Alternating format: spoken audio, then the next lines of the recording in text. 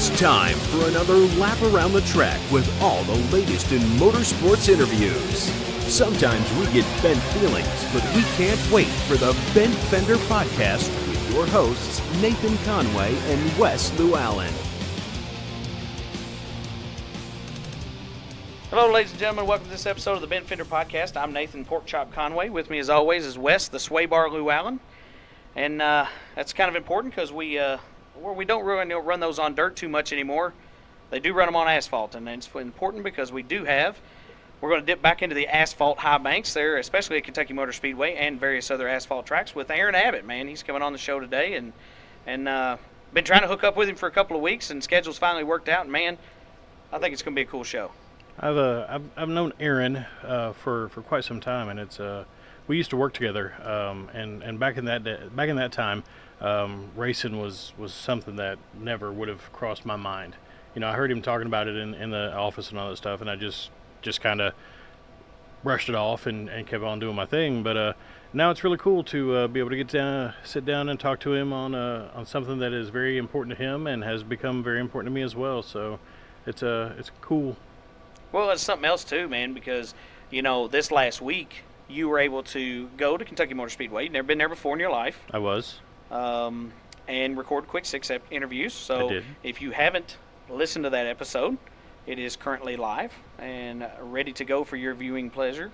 And I don't know, the only way you would view it is on Facebook by looking at a picture of it. But sure. But you can listen to it. They can. But no, Wes, you got to talk to Aaron, among other drivers.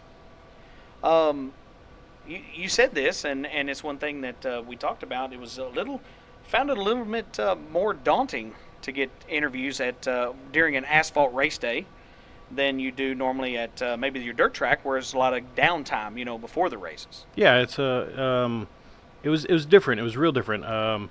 Mike Royal came and helped me, you know, navigate the pits a little bit. He pointed to some cars and explained who they were and made a couple introductions for me, and that was really cool. And I got there right at the time pit gates opened, which they pretty much started practice. Pit gates opened at 2, and they pretty much started practice at 3. So. Yeah.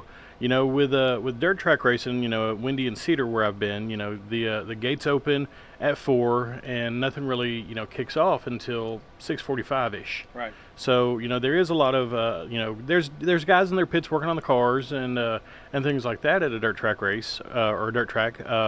And the same thing happens at asphalt, but it's much more, you know, you've got to get on the track for practice, and you've got to, you know, go to another practice session, and if something's wrong during practice, then you've got to work on it, you know, between the practices, and you have to, you know, attend the driver's meeting, and the driver's meeting, you know, I did not attend the driver's meeting. I did view it from afar, and it was very serious, and it took some time. They also do a little church service at the asphalt track. So, you know, trying to squeeze my interviews in, you know, I want to be respectful to people's time and make sure that I'm not impeding or imposing on them. Yeah. We just as an example, when I went out to Cedar Ridge, I got 13 interviews. All right. I went out to Rockport Raceway this weekend as well on Saturday, and I got 16 interviews. KMS, I got 8. And, you know, it's not so much quantity over quality because the interviews that I got were great. The drivers that I met were great. So it's just a bit more time management on my part in the future. So, and now that I know people out there, and I know a little bit more about how the operation works, I'll be able to do that better. Well, still, though, you know, that's the thing, though, is just an hour, you know, by the time gates open. And I'm telling you, headed to work, you know, and the gates open at 2.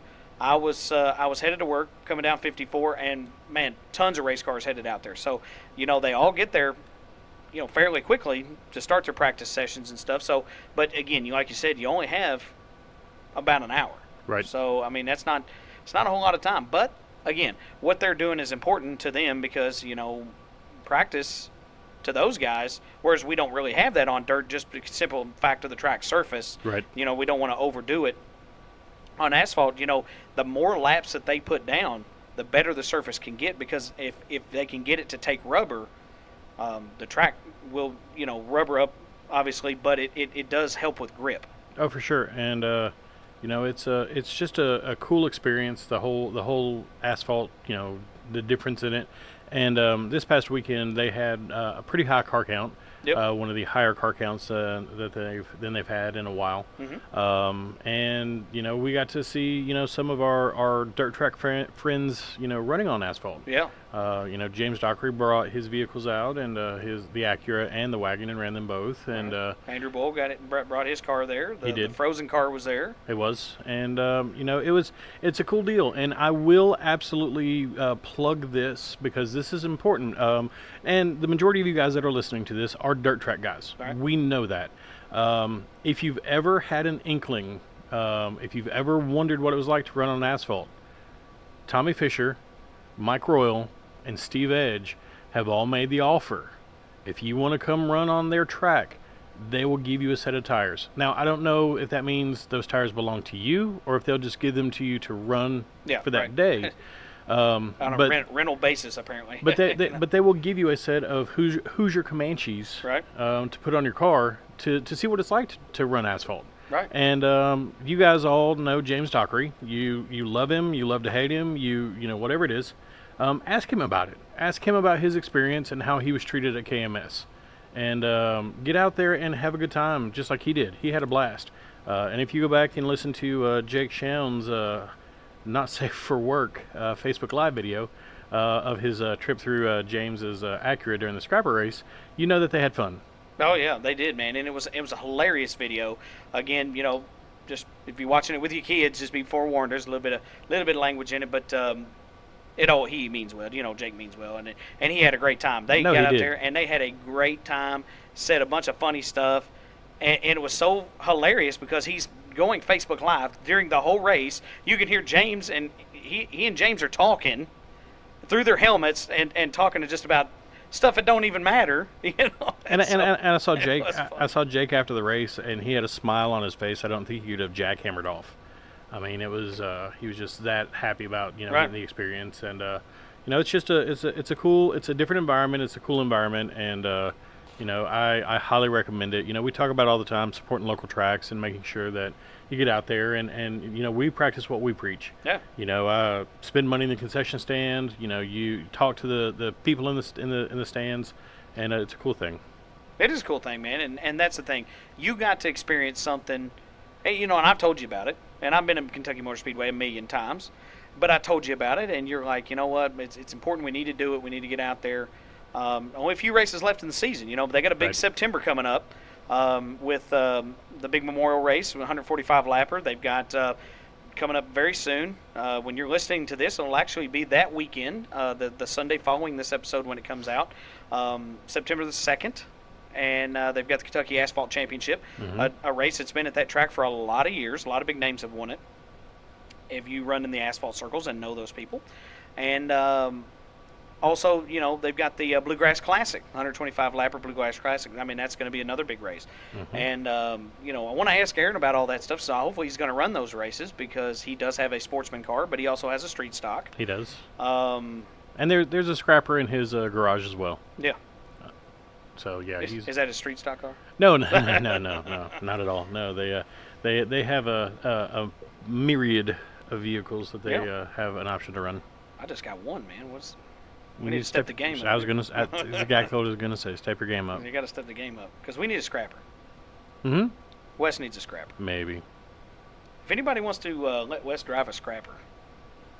I mean, after watching maybe you can ride with Dockery. After watching that race, that scrapper race was nuts. it was. I mean, you saw it from Jake's perspective, but from the stands, it was nuts. But think about that. Their scrapper division, obviously their biggest division right now. Right. But I think that tells us that people are willing to spend a little money on racing, a little. But I think it's important because it can be a springboard. Sure. You can get out there and beat around and do the thing. Obviously, try to race as clean as you can because, you want your car running at the end of the night. You don't want to be spun out and you don't want to spin anybody else out. Just get out there and race. Well, and they tried. They absolutely tried. The huge yellow tractor tire got in the way. It does. It did not want to cooperate. And the speeds that they were going around that track, it was great to watch. During heats they ran crazy eights, which they weren't able to run crazy eight in the feature because there were just too many cars. Yeah. They actually had 15 cars in the feature, 15 or 16. So pretty good little feature. it is, and it was a great time to see that. So. Well, and again, I know it's the biggest division right now, but let's not forget that they have Pro Mod, Sportsman, Street Stock, Thunder Stock, Mini Stock. I mean, a lot of good divisions for anybody that wanted to get started in racing. I mean, obviously you can start as low as you want to and go as high as you want to. Well, and I'm not going to get up on a ditch in this, but I highly recommend that you go back and listen to the Quick Six episode that I did and listen to the interview I did with Rick Rowland, Corey Rowland, and Jacqueline. I've gone blank on Jacqueline's last name, and I feel horrible for that. But listen to the interview that I did with those guys from Nashville, because they explain the Pro Mod series so much better. Barnett, I think, Jacqueline Barnett. I'll double check for you. But they yes, Jacqueline Barnett. Jacqueline Barnett. They explain the Pro Mod series much better than I could ever do. And they had a great time, and they drove up here from Nashville. Actually, they drove up here from further away because they're actually out of some of them are out of Lebanon, Tennessee, which is a little bit further out. Oh yeah. Yep. And it was cool because on top of there being cars, a car chassis and body in this, there were also trucks. Mm-hmm. So yeah. as long as the chassis is the same, the body can be what the body can be. All right. So if you want to drive a truck, you can drive a truck. And Jacqueline Barnett proved that you can do that. She did it very well. It was just a cool thing to see. It is a good thing, man. And that's cool because a class where the chassis are basically the same, Right. engine-wise, basically, what you can do there.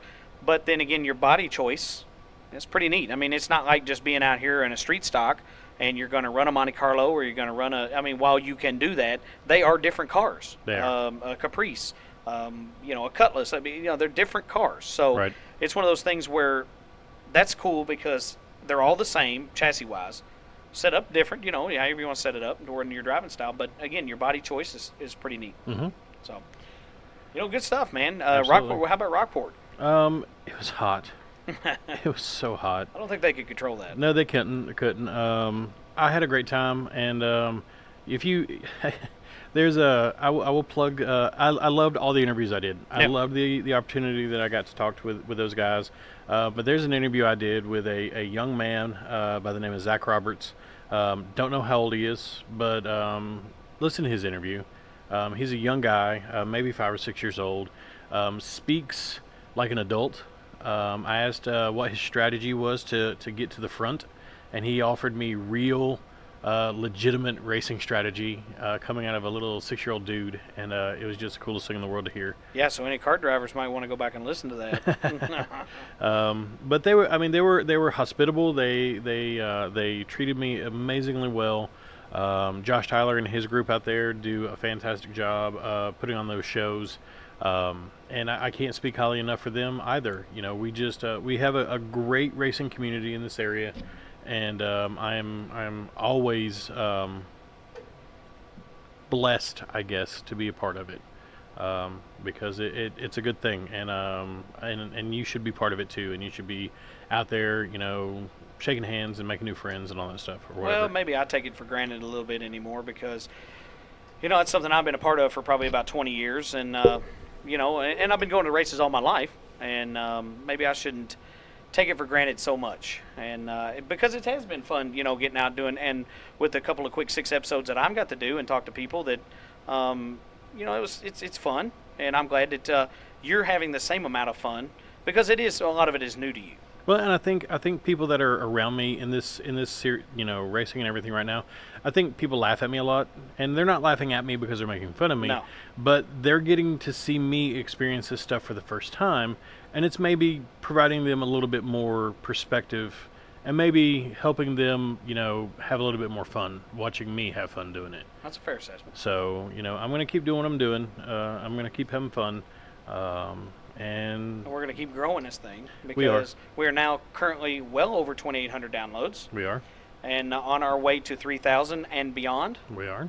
Buzz Lightyear and the folks. Buzz Lightbeer. Yeah, that's him. So we're doing good things. Mm-hmm. And here's the thing.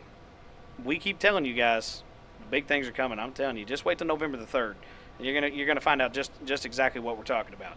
And a few that out there that do know, keep it under your hat. Don't you tell it. We had a meeting this week about that thing, and the potential for this meeting we had this week to catapult this thing even further than we expected. Yeah, the deal. Even further than we expected is very, very possible. So yeah, you guys are gonna love it. I promise. Oh yeah, you will. Take us at our word on that. Agreed. Now, let's throw it to these sponsors and get them out there because we need to get to Aaron Abbott because I know he's going to have some good stories. So, sponsors here at the podcast: Mach 5 Race Cars, Parts and Carts, Fairview IT Management, Martin's Towing and Recovery, Glenstone Construction, Chad's Barbershop, Slingshot Media Group, and Red Star Graphics. Yeah, up and coming still, man. Building momentum. That's awesome. Lori Kimball Home Realty, Octane Racewear Graphics and Apparel, and Willie's Carburetor and Dyno Shop. If you need to find the podcast anywhere, where can you do that, buddy? You can find it anywhere podcasts can be consumed, and that would be iTunes, Google Play, Stitcher, Spotify, iHeartRadio, Podbean. All you have to do is just go search for the Bent Fender Podcast, and you are good to go. Right, and now that we've got our new business cards in for the Bent Fender Podcast, you've been handing those out like they're freaking burning a hole in your pocket. Well, we had to order more already. That's right. Well, it's a good thing. And it's a good problem to have. It is a good problem to have. We'll cut down trees up. No, don't do that. Save the environment, guys. But take our card and let it work for you. We appreciate it. You can find us on Facebook, Conway Racing Team, also the Bent Fender Podcast. Find us on Twitter at Conway Race Team, Instagram Conway Racing, and www.conwayracingteam.com. Also, the BentFenderPodcast.com. As always, support our buddy Blake Smith, Regional Motorsports Power Hour. Only a few episodes left in the season, man. He's getting ready to close her down. So make sure you get out there every Monday night. Maloney's in Owensboro through September, right? So absolutely through the end of September. You'll never know what you might see. You may see Wes wearing a Jimmy Westerfield disguise. Yeah, that's right. Because we'll talk about that at the end of the show. We'll save that little story. But you can find them 102.7 ESPN The Game, 94.7 WBIO. So again, get out there and support them. Get those sponsors out there. Get on the radio. Talk a little bit. Have some fun with Blake. Absolutely. And eat some discounted pizza. Because it's 25% off any specialty pizza during the show. So it's a good thing. Cromwell Radio Group's doing a good thing with that show, and we're proud that they have it, and they're proud that they're supporting Blake, and it's a good deal. Well, and we go hand in hand with Cromwell and the Regional Motorsports Power Hour. We are peanut butter and jelly to them. Yeah.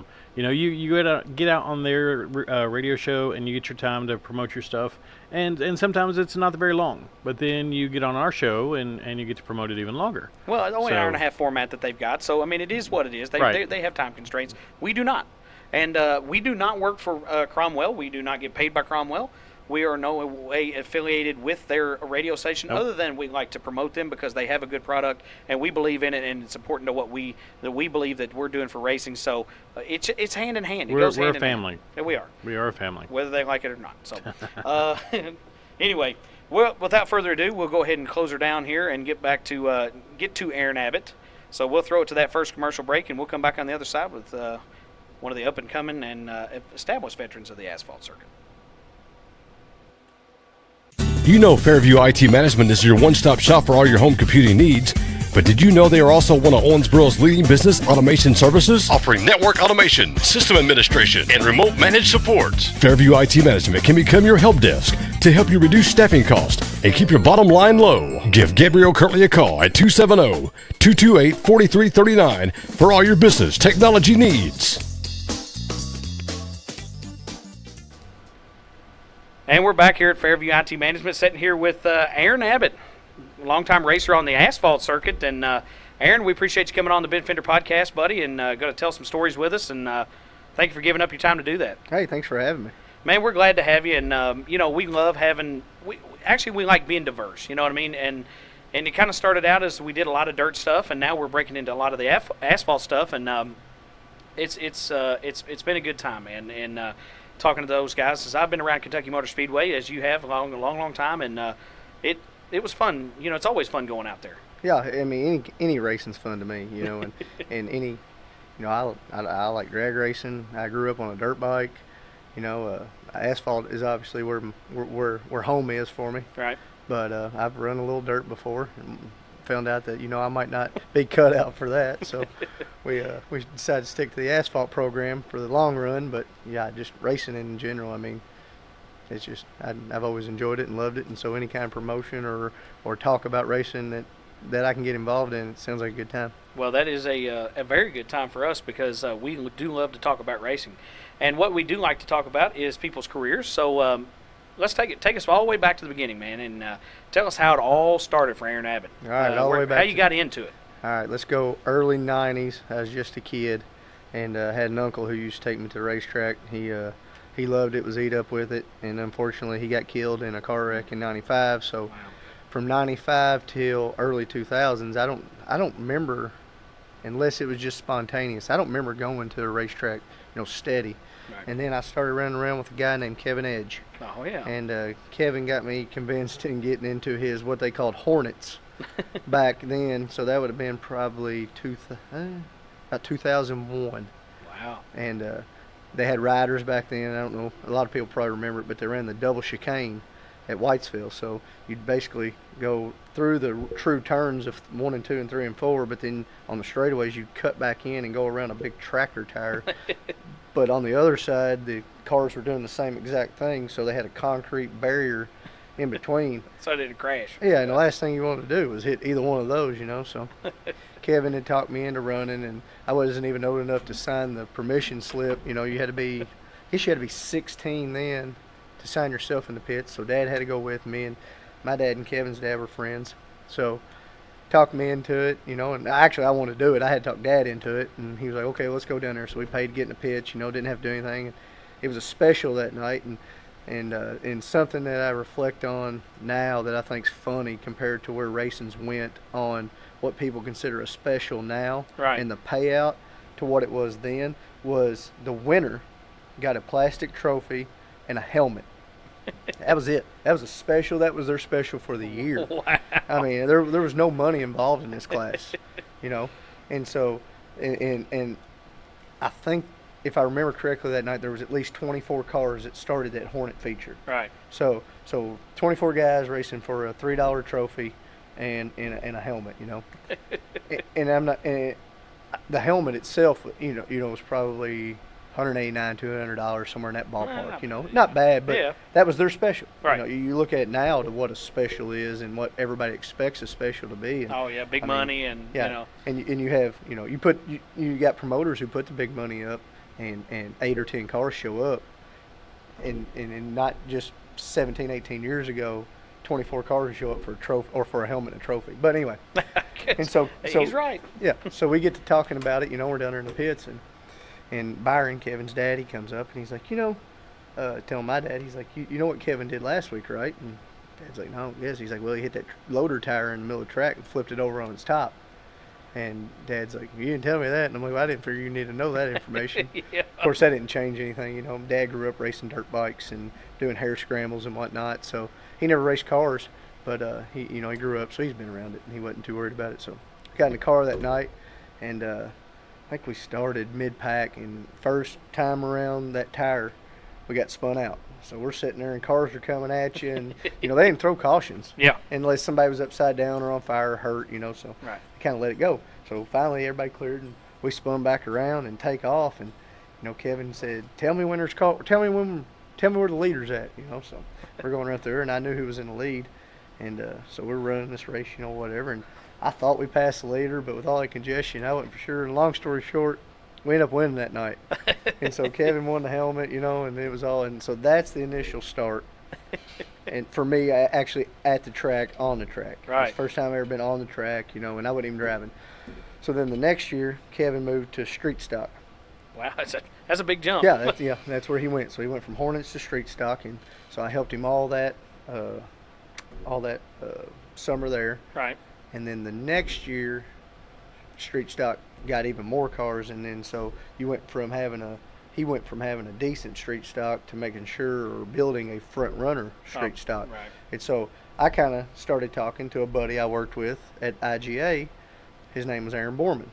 And Aaron used to run what was the old Thunderstock class, 305, Right. one Stock wheels, yeah, one that's wheel right. peel, Yep. Couldn't really do a whole lot. And Aaron was going to the military. He had a car sitting behind his house, and it was the motor was blown up in it, but everything else was there. And he said, "Well, I don't want." He said, "I'll be gone for 4 to 8 years, however many he's depending on if he's signed on later." Right. He said it'll just be a rust bucket by the time I get home. He said, "Go get it and have it." So my first car was given to me. Like, So not a bad way to start. yeah. So by then the track had been bought by Willie Stroop, Yep. and Stroops were running it. So they had a cruiser class, and it's completely different than dirt cruisers now. It would probably be the equivalent to a rusty boat. Right. In Bombers type. Bombers Yeah, type, yeah. yeah. And so started out there. Kevin helped me build the car. We he totaled out a '93 Chevy Cheyenne, hit a deer with it, and I mean, beautiful truck. And But it had a motor in it. had a motor in it, and so took the motor out of it. I think I gave him $100 for it, put it in the car, and started running. And then the fever took over. I mean, Oh, now it's yeah. how fast can we make it, and where's your upgrades, and what can you do? And so started running that car. Won my first ever feature race in that car, and then unfortunately that next year the track shut down for Yeah, about I think 3 or so. 4 years. Right. And so in that process, in that meantime, Mike Lambert had built High Banks. It was still local and in Yep. Whitesville, and we're sitting there one day and we're like, well, the car's sitting there. It's in the barn, it's covered up. Let's try something. So we went over and I ran against Jeff Macy and Miguel Valencia were the two cars to beat in what was cruisers there. Right. And so we went out there and never won a race on dirt. Had no clue what we were doing. I mean, and it was on Friday night, so you'd rush home Friday, try to get the car, whatever, load it up, go. And so that's my dirt experience. That's actually all my dirt experience right there. But I always thought if I was ever going to build a dirt car, an open wheel or an E-mod, somewhere in that, the open wheel races to me they're incredible. I mean, I like all kinds of racing. I've never driven a 4-cylinder, so I never really got into the 4-cylinder side of it. Right. I don't discredit or not like them. Right. To me, I just never have done it. But Yeah. the just something about an open wheel and a dirt late model race. And we went to Tri-State years ago and watched the World Outlaw late models. Right. And I went home and I told myself that's the baddest race car I've ever seen in my life. Then we turned around and went back a few months later and watched World Outlaw sprint cars, and I stood corrected because those guys are incredible. They get it on. Yeah. But anyway, so then the track opened back up. Scott Greer opened it up, had a one race, late November race Right. to try to see what he could get. Cars came from everywhere. And I think that's what got him, knowing that cars were there. And so he ran it the next 3 years. We ran, what did we run? I guess we run street stock. Yeah, street stock. And then they changed. No, they had Super Street Right. and Thunderstock. We ran Thunderstock. Right. And ran that a couple years, feature wins. Had some good cars, had some not so good cars. In that process of him owning it, we went to Bowling Green, started running Bowling Green a little bit. All people ever told me was, if you like Whitesville, you're not going to like Bowling Green. It's too flat. Man, I love Bowling Green. Yeah, I've heard it's always real flat down there. So I'll give you a Bowling Green story. First night we go down there, didn't know anybody, right? Me and Steve Bickett show up. Just Right. two Whitesville boys going down there to run. And I don't think we qualified bad. I think we qualified third and fourth. And so everything, we got lined up and set to go. We had 7 restarts before we made one green flag lap. And that's no joke. I think there was 3 less cars when we finally made a green flag lap than there was to start the race. I got spun out twice coming to take the green.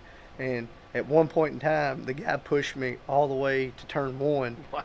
for some reason. I Yeah. have no idea why. Throttle hung, Yeah, Just exactly. things Yeah. happen. Yeah. So we ended up that night. Steve won. We finished second. And the guy that was the announcer, Yeah. Dallas is the owner, but the guy that was announcing, he did Steve's interview. Hell, I parked right there beside him, because we're buddies, you know. Right. I'm yeah, taking a victory lane picture with him too. I led half the race. Right. And he got by me, and then I passed him back, and then he ended up getting by me at the end. But the guy came up, and he's like, man, what will it take for you guys to come every week? He's like, nobody likes street modifieds down here. He's like, 2 people, you know, bully everybody around. You guys come down here and show, you know, got them guys, better of those guys. And I'm like, you know, I ain't trying to start a rivalry. We just want to try something out. I was like, we'll come back if you guys will have us. And he's like, oh, I'm sure we'll do some talking, you know. Well, then they ended up cutting their season short because of car count that year. So we didn't go back that year. So then Whitesville fires back up the next year, and I believe that would have been the first year under the current owners, Brad, or runner, promoters, Brad and Anita Payne. And so we ran Whitesville that year. I think I had 9 second place finishes in a row that year, never won a race. Wow. So that's a hard pill to swallow. That's a lot of bridesmaids. It is a hard pill to swallow. It was actually funny. We had a Halloween party that year, and my wife and 3 or 4 of her friends dressed up as I don't know if any of y'all have ever been to Vegas, but they had the statues that are actual real people on the side of the road. Right. They got that idea to be that, and my wife was me, but her box she stood on, its faceplate said second place champ. Second place champ. Yeah, she was making fun of me, you know, because she knew, you know, that bothered me. But the whole time, you know, obviously she's in my corner. But, Oh, yeah. So right toward the end of the season there, we went back to Bowling Green and showed up that night, and there had been some Facebook talk about, you know, one guy down there, you know, we come down there and we're not getting away with what we got away with last time, this and that. I don't read into all that, you know. Right. I like to be behind the wheel of a race car, and I'll let that do the talking. If that's not good enough, I'll go home and try to make it better. That's it. But we got down there and qualified on pole, set track record, and so we had to draw, and luckily we drew a 1. I thought, oh, this is working out. Another Bowling Green story.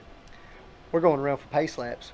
We're warming up tires, you know, and the guy starts on the outside of me. He's been down talking to us, you know, nice, older guy. Oh, yeah. Nice talking. That's how it starts. All of a sudden, he just throttles. I mean, out of nowhere, while he's warming up his tires, and hits the wall on the front stretch, head on. Goodness. Head on. I'm like, what in the world just happened here? So I'm thinking, well, this guy's out. You know, I mean, he just tore the whole nose off the car. Nah. Here he comes, pulls right up beside me, nose dragging the ground, and you just hear it just bouncing off the dirt or asphalt. And I'm like, uh-oh. Like that. Here we go. Led every lap, never looked back. Got our first feature win at Bowling Green. So I like Bowling Green. Yeah. So, and then, so now, you know, then Brad and them brought back Thunderstocks. And I was looking at the rules and the tires they were going to run, and I was looking at the street stocks. And I thought, you know what, we're gonna let's take a year and run Thunderstocks. Right. And you know, budget-wise, it looked better. The motor was built more for a Thunderstock. The car was, you know, it was going to take some enhancements because they went ahead and let the street stocks run like adjustables in the front, wedge bolts in the rear. So we went to the Thunderstocks. Ended up having a really good year that year. Yeah. Win 11 out of 16 races, won championship. You know, probably the funnest season I've had.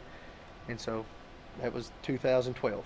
Right. And we had our in 2011 we had our first kid. So it was, you know, 2012 he got to start coming to racetrack, and I know he doesn't remember any of it, you know, he's only a year old, but now I have all those, you know, those 11 feature wins to look back on, and he's in them, you know. And then that year Brad had the first Bluegrass Classic, 125 lap enduro race, won it.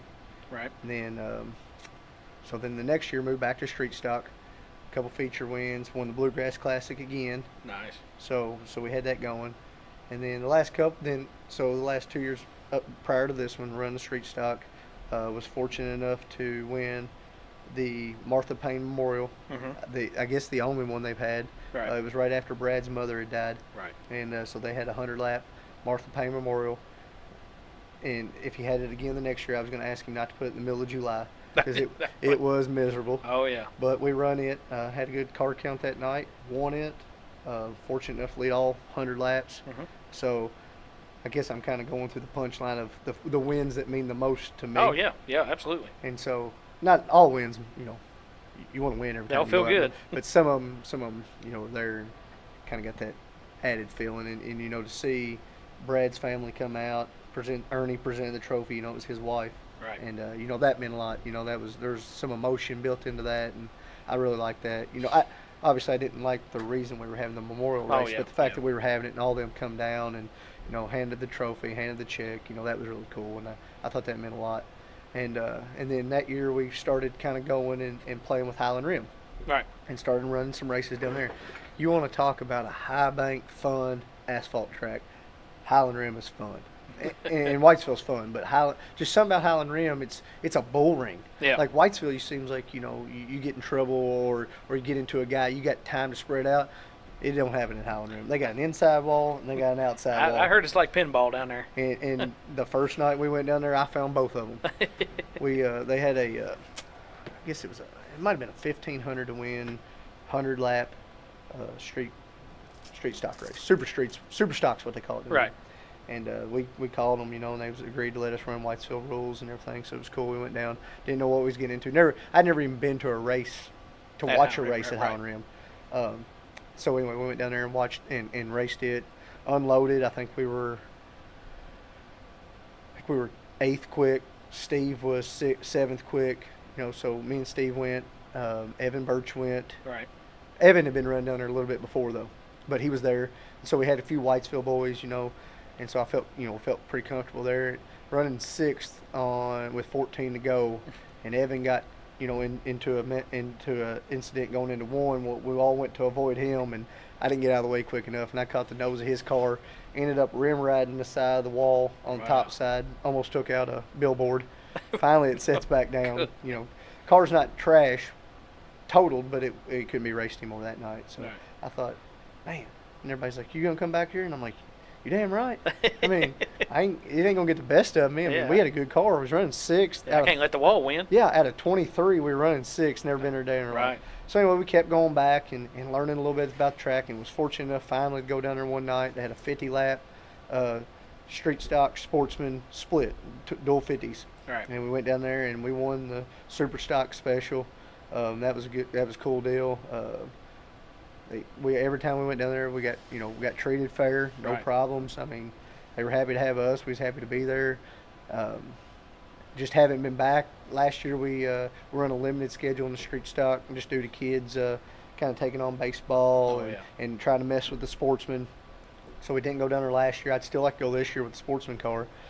So, but that was the last 2 years, a couple years in street stock, and then last year we started playing with the Sportsman car. Right. Had a buddy who wanted to build a Sportsman car.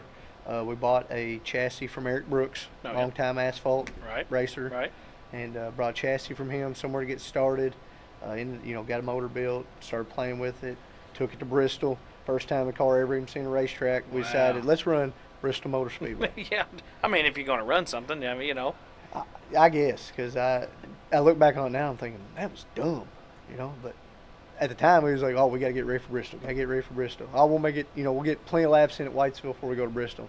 Didn't happen. Not one lap. Nope. Didn't happen. I guess I lied. We went with the Bristol gear in it, which is not even close to Whitesville, so couldn't run a full lap, like full speed. All I could do was go around in circles to make sure nothing fell off the car. Right. So I guess it did see a track. We didn't see it wasn't race running until Bristol. So we go to Bristol, 86 cars show up. And you're thinking, what have we got into? Running A main, a B main, and a C main, split them up. So I told him, I said, our goal, let's try to make the B. Okay, well, the second to last car that got in the B. And out of 30 cars, run 20th, had to pull off of the power wire, come out of the distributor. I mean, why not? You know. Exactly. So we're running, power wire comes out, so I coast in, and that was about lap 20. Well, caution happens right then. And that we were only running 30 or 40 laps. So caution comes out. I said, pull the hood off and see if there's something, plug wire, distributor. There's something obvious. Yeah, they reached up, plugged it back in. I fired it back up. They said, you going back out? And I said, it's Bristol. Yeah, why not? I mean, let's go. Going back out. So we went back out, finished that race, and then we run Anderson. Bad luck there. Got to run Whitesville, the CRA race. Was actually running decent. Got up to the top in the top 10, and the steering box broke. So bad luck on that race. And then had motor issues with ours. Dropped a buddy's motor in for the triple 50s. Ran those. I think we finished, 9th last year in those, which is coming up this weekend. Right. So looking to improve upon that. think we ran 9th last year, so got that out of the way. And that was the last race we ran with that car last year. So this year it was, let's try to make it good. Yeah. So we waited till ball season was over, skipped the Bristol race, skipped the Anderson race, and said, let's start running the weekly shows at Whitesville. We're not running for points. We've missed 2 or 3 races. Let's just go and try to make the car better every week. And that's what we've done. We showed up first night. We run third. Show up second night. Qualified second. Was supposed to start on pole. Fuel pump give out. Broke a shaft inside the fuel pump. So just bad luck there. But we had everything set up that night to have a good night. Right. And then go out last week. 9 cars. Which has been a fairly decent field for what the Sportsman class has been on a weekly show this year. Right. And I'm hoping everybody's getting ready for this weekend. The 4,500 to win race. The Bluegrass is now a Sportsman race. So hoping everybody's building up because more cars the better. That's the way I like it. I'd rather race 30 guys than 3 all year long. Oh yeah. So we go out this past weekend. Start last in the heat race. Worked our way up to second. Driving error on my part. Should have tried to move earlier. Didn't. It would end up paying off, I think. But just didn't do it. So learned from that. And then got there in feature race to kind of, and we fought the car all day. The car, we made some big adjustments and they did not work. The car didn't like them. So right before the heat race, I was like, throw it at it. Whatever we think might work. And we did. And it went out there and stuck and it was fast. And so we run second in the heat race. Ended up running second in the feature. So we're just trying to build off of it. So we're going to make some more changes and whatnot, and go out this weekend, see what we got. So I guess as of up till here, that's where we're at. Yeah, man. Well, see, I tell you, it sounds like so much fun is what you guys have been having since you started racing in the street stocks. Back in the mid 2000s, around there, and until now, it's just been so much fun. And you guys don't sound like you're like, oh, it's crap. I hate this thing, man. Why are we going back? No, you guys are like, man, this is fun. This is absolutely a blast what we're doing. Yeah, that's the conversation we actually had Sunday, and we've had it multiple times before. And I can't tell you how many times we've showed up at the track, unloaded, and something go wrong. Oh, yeah. But if you stick with it, it's proven out that you can run good still, no matter what. I mean, you can still run good no matter what happened earlier in the day. Go back to that championship year. Was running in points, and the points race was tight because we were winning, those 11 races, but the 2 guys behind me were finishing second and third every race. Staying right there with you. So they were standing right there with us. We were just getting that extra little bit from winning the races. Right. But you get heat race points and qualifying points, and there was probably, out of those 11 wins, I would say we were only the fast qualifier twice. Yeah. I mean, I just didn't qualify well, but we show up track one day, we're at practice. Rear end blows completely. I mean, just gear shatters. Well, we had gear at the house, but we didn't have bearings, and it ate the bearing plumb off the pinion. All right. So I sent 2 guys jump in the truck and take off to Owensboro, and went to 4 different parts stores, and finally on the very last one found the bearing we needed. We missed the qualifying. We missed the heat race. We gave up 80 points to the guy in second right then, just off the bat, and come back and won the feature that night with a complete different gear. Held on. Even the gear we were running. Had to start dead last, fought our way to the front, and won the feature race that night. So, I mean, that just goes to show you can load it up, and there's days where you have to. I mean, there's just stuff that's not fixable at the track. Right. But if you stick with it, I mean, we unloaded Sunday, and car was tight center, loose off, couldn't get it out, changed shocks, changed upper A-arm angles, tried to change stagger, move weight around. Put wedge in it, took wedge out. I mean, just all day long. And finally, right before the heat race, I said, just throw a different setup under it. Just springs and all. Let's just yank it out and go for it. Right. And it did, and it worked. And they were like, well, how's that? And I'm like, now we have a race car. Yep. Now we can race. Well, and a lot of people think about dirt racing because the track will change throughout the night. Obviously, on an asphalt track, you can do the same depending on how well it takes rubber, or what the sun's doing, or whatever. But a lot of times it is that way. Because a lot of guys can put a setup in a car and be like, "That's what we're going to run every week. We got something that works." It might not be what you think it is. Yeah. Depending on how many cars are out there laying rubber down. Yeah, and the asphalt in the summer is a whole lot less susceptible to change. Right. The track's hot during the day, and it's still hot at night. I mean, just because the sun goes down, the asphalt retains heat. Right. So So by that happening, you put a setup in it and it doesn't work, there's no, I mean, we're not going to sit on it and hope by the feature time it gets ready to go. I mean, we're going to use every lap and every minute we can. And we done that quick 6 last Sunday.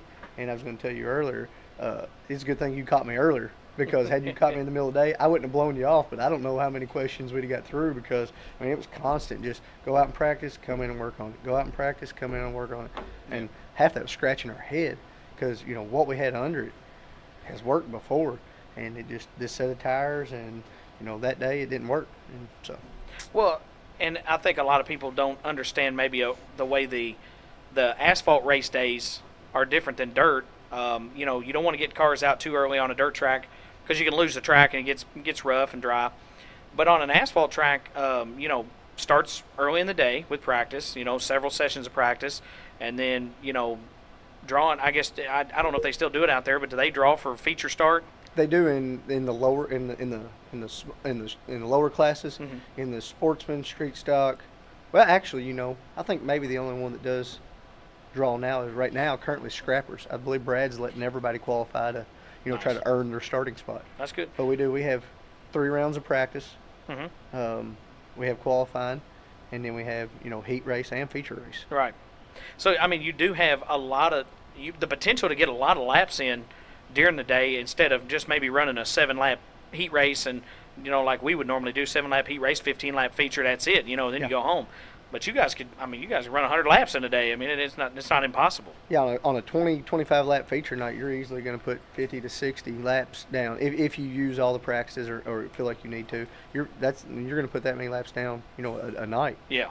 So there's plenty of time, on the asphalt side to figure your car out, to make adjustments, and you'll see a lot of guys taking advantage of that. Right. Well, I think that's important, because we've talked to a lot of guys that say preparation's the key. A lot of shop time will help you when you get to the racetrack, but again, like you said, using every minute that you got, because I've had to thrash on cars between heat and feature, try to get them back out there, whatever, and there's not a lot of time, but I think having more ample time and being able to see if it works is a bigger advantage, I think. Yeah, and another thing I got in my corner is I've got 2 guys who have been around asphalt racing their entire lives, and I'm not afraid. They know I'm not afraid to try something. Whether if it doesn't work, we'll just say it doesn't work. Nobody's getting mad at nobody, and they'll throw whatever at it. And those guys have got enough knowledge, setup side, and have been around enough to see my drive side and my drive style, that we can usually make something get close enough to at least be raceable, and that's what we proved out Sunday. And that's what, as a race car driver, that's what makes me happy about the day. I like finishing good, I like winning, but at the end of the day, if 5 guys showed up at the track with me and we grinded all day long, and at the end of the day we put up a respectable showing, then that's all you can ask for. Yeah, and it makes it worth it, because those guys, because hard work does pay off, and those guys are able to stay with you. They feel it too. You get to be the winning driver, but they're the winning team, and it doesn't happen without them. And that's the thing, and I think that's a neat thing, that everybody can celebrate in a win like that, especially when you've been in the trenches together. Yeah, I had that championship year. I had 6 guys that stuck with me all year long, start to finish, Monday through Friday if need be, Sundays, every Sunday. And that night, I'll never forget getting out of the car that night, and the emotion, the happiness they showed. Right. Made me know that they get just as much out of this as I do, even though they're not driving. And I've tried to get some of them to drive. I'm like, get in the car, take it out. I ain't driver, you're driver. Well, all right, and I've got 2 that work on it now who have driven before. I get in the car, drive it. No, this is your car. We're gonna, I just assume sit over here and crank wrenches, and then whenever it goes out and it doesn't come back good, then you got to tell me what it's doing, and then it's your problem, and obviously they're joking, but that's where we're at with it. And if you get out there and look silly, you get to look silly. But if you get out there and win, you get to look like you win. Exactly. That was actually the comment Sunday, because when we, like I said, I keep going back on it, but when we started and when we finished, one of them said, "Well, at least we didn't go out there and end up looking like a bunch of idiots." So yeah, thanks for that. Yeah, exactly. Yeah. We appreciate that, buddy. Yeah. Well, Aaron, we're going to take our first break. We're going to come back on the other side, tell a few more stories, and we'll be back in just a second. Sounds good. Are you looking for a hometown barbershop specializing in the best haircuts in Western Kentucky?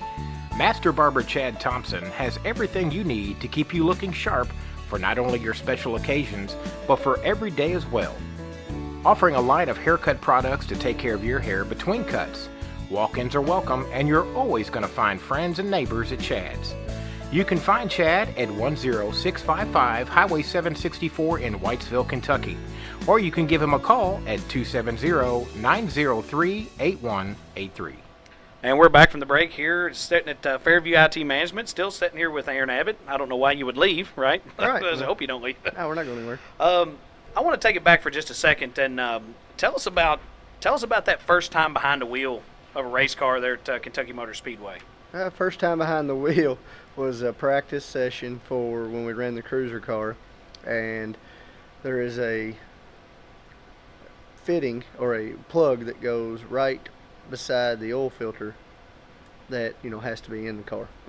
Well, Kevin and I had put this motor together, and with the help from some others, Barney Hall being one, used to help me back in the day. I think people might know that guy. Yeah. If you don't, you've never talked to him. I promise.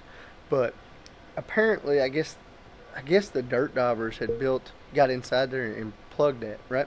So when we painted the block and everything, we painted over it. Well, it went a whole practice and no problem.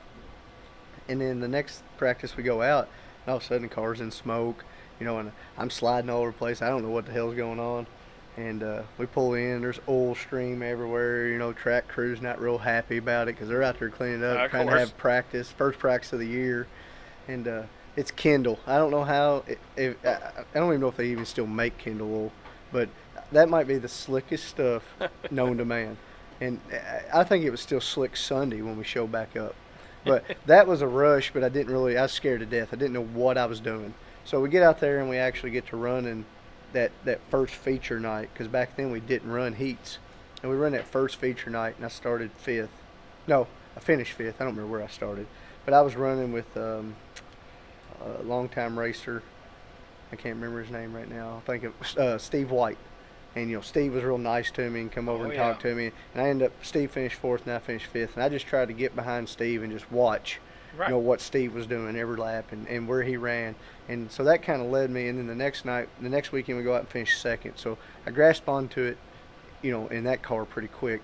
But the first time behind the wheel, man, there's a adrenaline rush but and the same feelings still come to this day after running. I don't know. We were having a conversation the other night at Whitesville, and between myself, Timmy Birch, and Steve Bickett, and looking at the cars that were there that night, we had determined that myself, probably first, had the most laps of any driver down there. Just of any driver down there, just compared, but still to this day, when I'm in the car and I'm in staging. I say my racer's prayer. That's part of my routine. And I always scoot back, push myself back in the seat, make sure the lap belts are, pulled snug so I don't go sliding around in the car.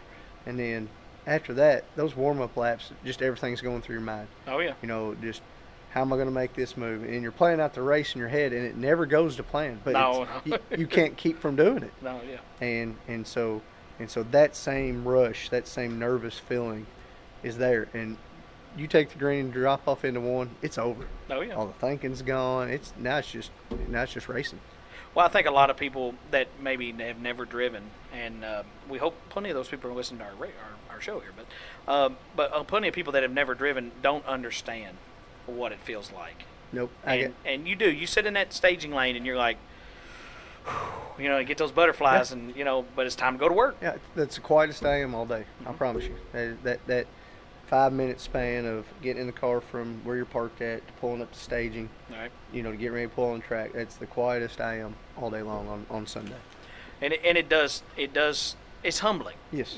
Because you're able to say your prayer. Sometimes get Brother Rusty Allison come by, give you a little praying there. Every time he's there. Oh yeah. And it feels good to just sit there because you do go over everything in your head.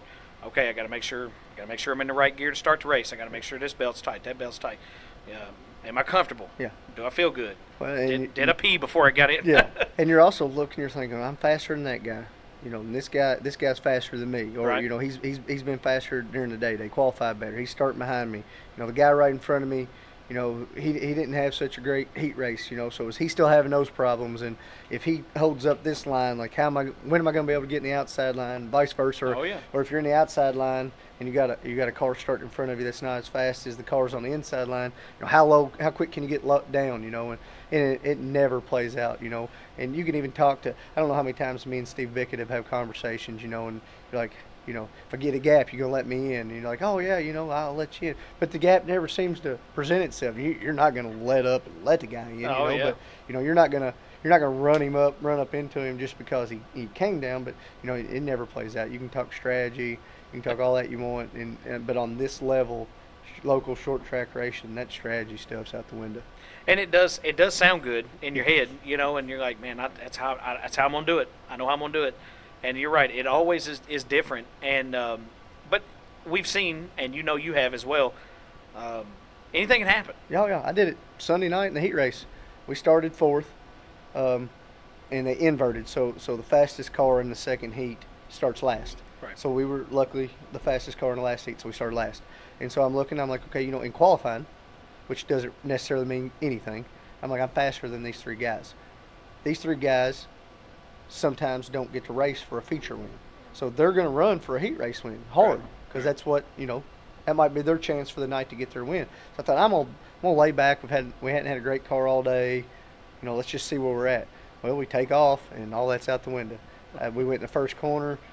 Car stuck on the outside. The car that was in front of me, he went down and got in the lead. So now the guy on the outside takes the lead. So the entire outside's open. I'm the only car out there.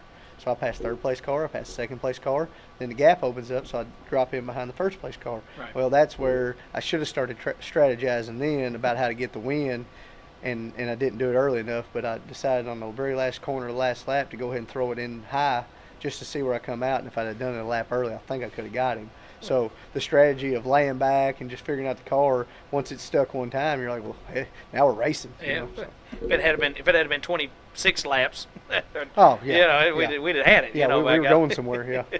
I can't tell you how many races I've lost because there wasn't enough laps. They didn't give me enough laps back out. You know?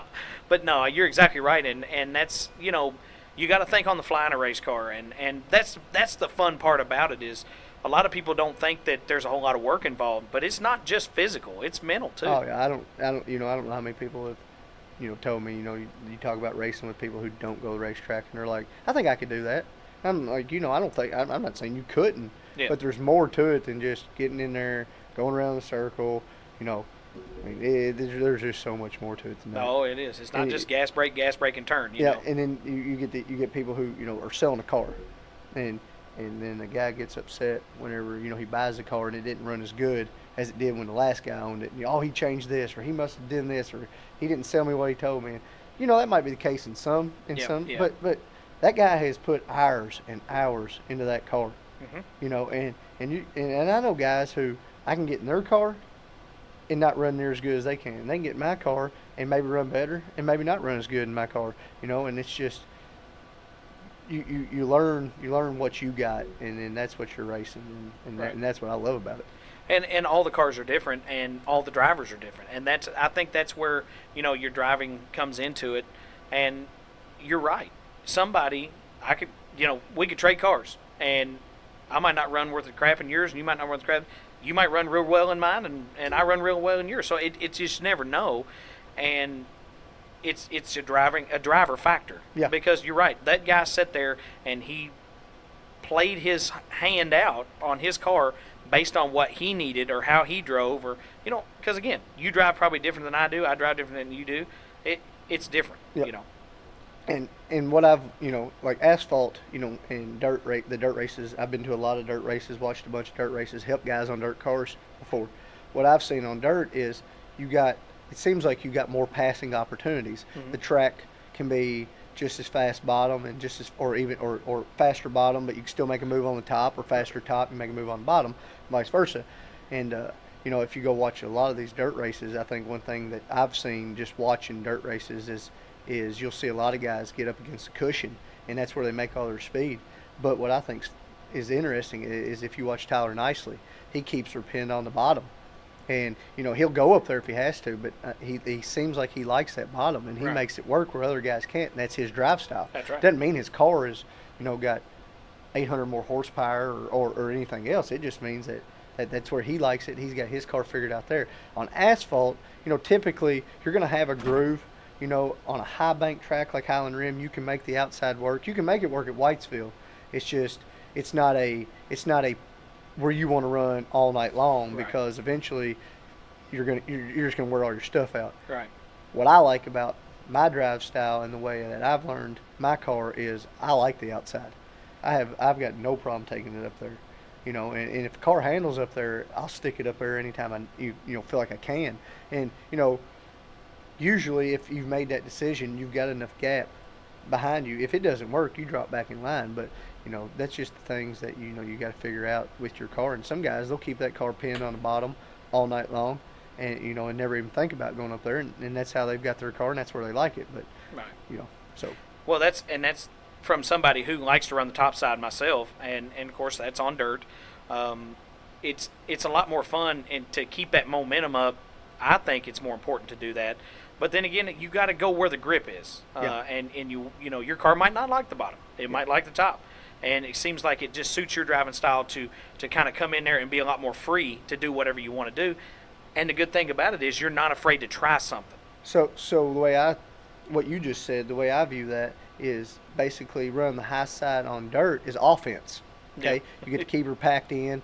On asphalt, it's actually defense. And what I mean by that is you get a little bit of an extra drive in to the corner, Yeah. and being able to stay in the throttle a little longer. But coming out, if you're on that guy's outside, and hopefully he realizes you are, you kill his momentum coming off. So you've taken his lap time and his line away from him, and then if you can stay up there long enough and keep your line consistent enough, you can wear his car down to where you're basically playing defense. Now you're not letting him do what he needs to do, Right. And that's why I like, that's why I like the outside, is if you can just, because I've been there and I've had guys do it to me on the outside, and it just sucks so It bad. frustrates But you're doing it to the other guy, what you hate having done to you, but it's part of racing, and that's what I enjoy. Well, and it is a lot of fun to watch a battle like that because and you're right, you're taking away his drive up off the corner, whereas you're right there, he can't float out to that wall like he needs to, and you've already got position on him, and a lot of times you can make that horsepower work coming off that corner on the top. Yeah, and I beat a lot of doors off on my car trying the outside, because he might not realize you're there, or you stayed in it just a little too long and didn't get that corner exit you need, and next thing you know, you're painting the front stretch wall for Brad and them out there at Whitesville, and then I got Gomer out there, telling me, hand me a bucket of yellow paint, tell me I need to go paint the wall back for him. They're gonna fix that too. Yeah, give me a hard time. So yeah, but that's the outs. You don't want to go the outside all the time. You're not going to win. I mean, on asphalt, unless your car's just that crazy fast, you're not going to win that many races by running the high side all the time. But it's fun to be able to go up there and do some work and really get some drive in and some willing, behind the, for the driver to do that. And I really enjoy that. Well, it is, and that's the thing, is that's what makes somebody gain experience is that I mean, because here's the thing, you're never going to know till you know, and if you're a guy that likes to keep your pin down on the bottom, and you've never been up there, you're never going to know what your car's going to do. Yeah, exactly. And of course, this Sunday it might work, next Sunday it might not work. Exactly. And that's the thing about racing. Yep. And not that it's a big mystery, but there's work involved. Yeah. Oh, yeah. That's where I'm going when we leave here. So That's we're going to go and worked on it a little bit last night. Worked on it Sunday when we got home. I mean, not a lot, but went through a couple things. Kind of made some notes of what we needed to do. Went ahead and took some stuff off. So we're getting ready. We're going to work on it Saturday morning, and then we'll be at track Sunday. So I mean, if you're not planning on working one, I mean, while I won't deter anybody from the sport, it's not your sport.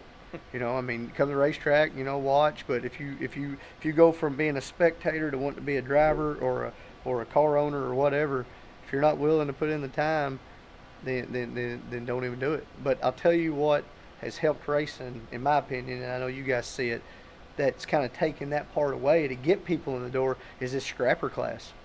I mean, you know, you'll hear guys say, "Oh, well, you know, that's not real racing," you know, blah blah. They're out there. It's kind of like demolition derby in a circle. It is, but it isn't, because those guys are seeing how much fun this is, and they're getting that experience behind the wheel, and they're getting that itch. And that guy's, it might not be every one of them, but if you take 20 scrappers and 5 of them move up to mini stocks or thunder stocks or street stocks or rusty boats or cruisers or whatever it may be, Right.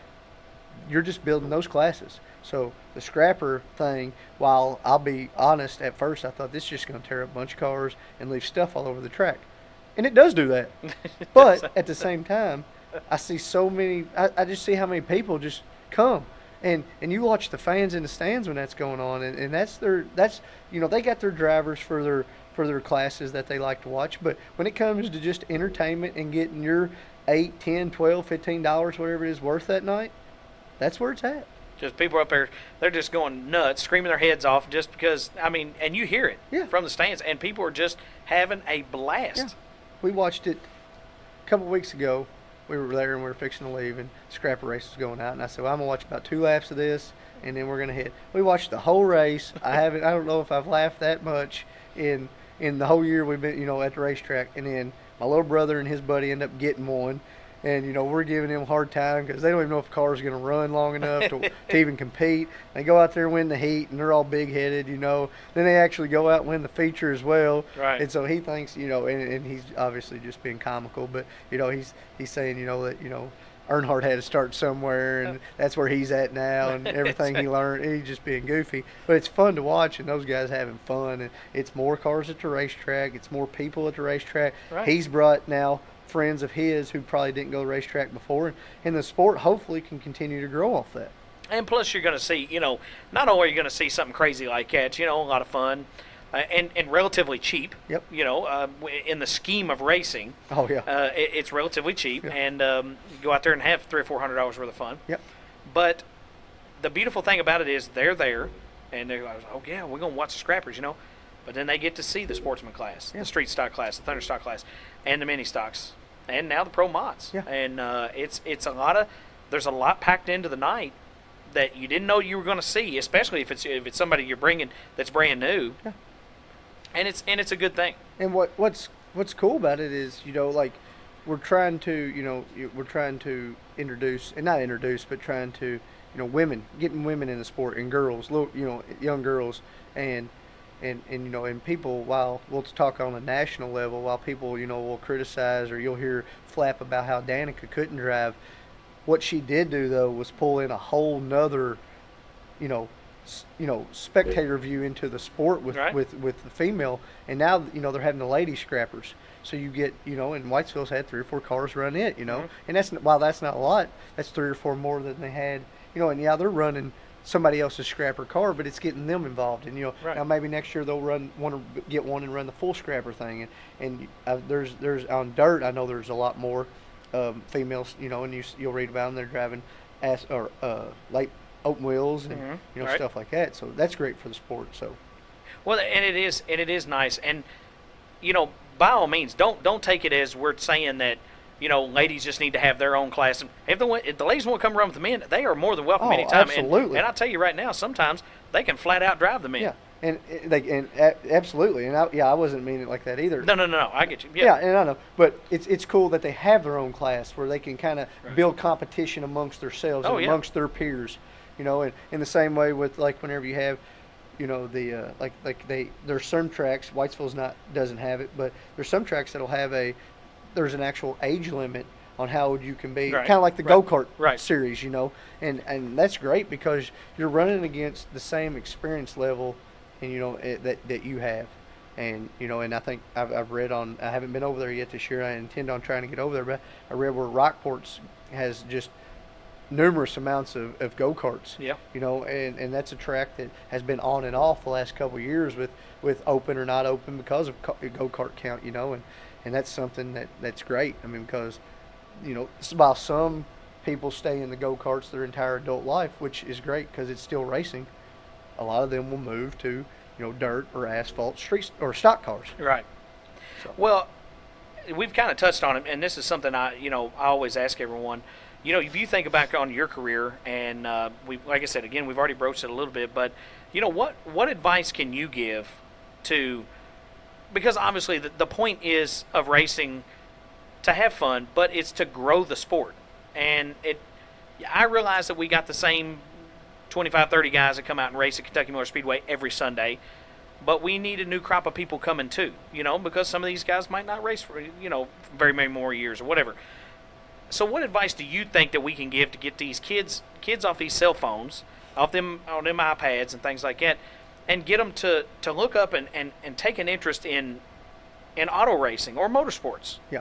Well, I think my advice is you use they're on the devices, the mobile devices, the laptops, iPads. A lot of these kids now have they have Facebook accounts, they have Right. Instagram. Keep using that to draw kids, but it's our responsibility to make sure that that's not just at the house thing. Then Yeah. you got to get them out, bring them to the track, let them see what's going on, get their parents interested in it if they're not already. And I've got 3 boys between the ages of 2 and 7, and they're at the track every weekend. Like I said earlier, my 7-year-old's been at the track since he was a baby, and he enjoys it. He knows the cars. I mean, he's into it, and he tells his buddies, and and then you'll see him holler at his buddies at the racetrack when they're walking by, or he'll go down there and sit with them. So I know, maybe him telling them they've talked to their parents. So I think it's just keep promoting. Do anything you can to tell people about local racing. Right.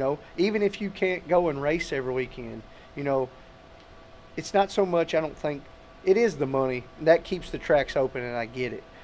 But it's not that you have to go spend your $10 every week if you can't because of work schedule or whatever. Right. But tell somebody else. Get those people out. Tell them, hey, go check out the race, or hey, Windy Hollow, Whitesville, whoever, Cedar Ridge, Hopstad, any of them, they're having this special. Go watch this. And they might go watch and think, well, that's pretty cool. I'm gonna go check it out again. Salem just did the semi races, and Highland Rim did it a couple years ago. And once again, I thought, whenever I heard about that, I thought that's plumb crazy. How's that going to work? Yeah. Without somebody getting hurt? Well, those guys got it figured out. That's their series, and That's and what they they had do. 12 or 13 semis, out there running, and you see Louisville has a bunch of kind of goofy races, chain races, and whatnot like that. Where one car is the accelerator and the back car is the brake, and people come to watch that stuff. So on the track side, I would say minus. You can't do things that are going to damage, your track and your facility, and I get that. But, do little things like that, and make sure, the bicycle races are great. The big wheel races are great. The trick-or-treating stuff. Just anything you can do outside of actual race cars to pull fans in, I think is a big deal. So, along the lines of what I picked out you're saying there is we need to just make it a show. It's got to be a show. It's got to be a show. Racing's got to be the focus. Oh, yeah, but, absolutely. But in between that, you can have so many other things going on. And I know some of the tracks have done the bounce houses, like for opening night, and that gets that. And some of them have done, back to school night where, kids or whatever, or maybe free or $2 or whatever it is, and whatnot. Or if they bring, a school supply, then they donate those to like the less fortunate children, and that gets the kids in free and stuff like that. It's just cool stuff like that, I think, that the tracks can do that's outside the realm of racing, because I feel like the racers, the car owners, those guys are there and they're going to be there. We can do a better job of promoting and getting new talent and getting new drivers, but you've got to get them to the racetrack first. Right. And that's where I said back in the beginning, my uncle took me.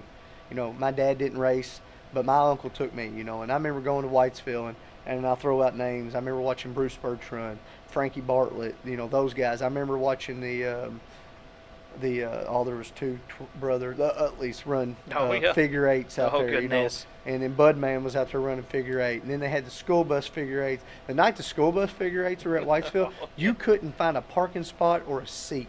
I mean, that's how. Then it was things like that, and I know they was parking them out in the woods over. Oh man, and I know times have changed, with liability and insurance and whatnot, and so some of those things have kind of had to go by the wayside, and I get that. But just back to it, if you're going to the racetrack every week, and you've got a niece or a nephew, you've got a grandson, right. You've got a cousin who you think might like it, take them. let them see if they like it, you know, and then let them build off that. And I think that's what we need to do as race fans. That's what we need to do, and then just as promoters, like you said, it just needs to be an event. It don't have to be every week. No. I mean, that gets expensive, and I get it. But just, you know, just make sure you highlight your big nights, you know. Right. Worst they can do is waste a Sunday night, and you know, 2 or 3 hours on a Sunday night doing that, and get back to their fortnight or whatever they're doing. But exactly. But no, that's the good thing is that, you know, take a break to do that. But I think what you, like you were saying, we need to get them to the track. That's step one. Step two is get them involved. Yep. And you know, with what Tommy does and the junior fan club and the junior racers, and just taking them out there and giving them rides around the racetrack. How cool is that to be in on one of those late model stock cars or one of the, you know, look like a NASCAR truck, you know, and that's a cool thing. Yeah, and Tommy, that's exactly what Tommy's done. Tommy has taken his own money, and he has built 2 track cars. Okay, they got dual seats in them. Right. And you know, he gets a kid in there. Half the time you can't even see the kid in there. They're so small. Right over they don't even see, they can't even see out the window.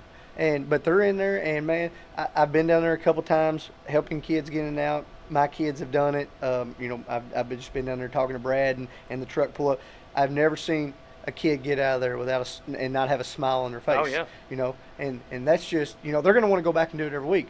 And Tommy, you know, Tommy's got a limited amount of time. So, and I know Tommy Fisher.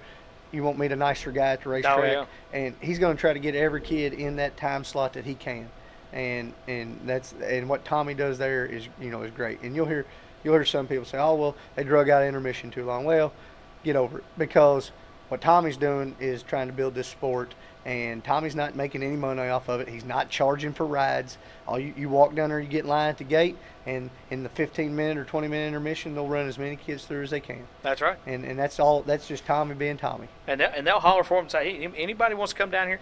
But, you know, we've seen at other tracks, they have like a junior racer program, and they'll draw a child's name out or whatever, and whatever driver is their favorite, they'll bring their car out and give them a ride.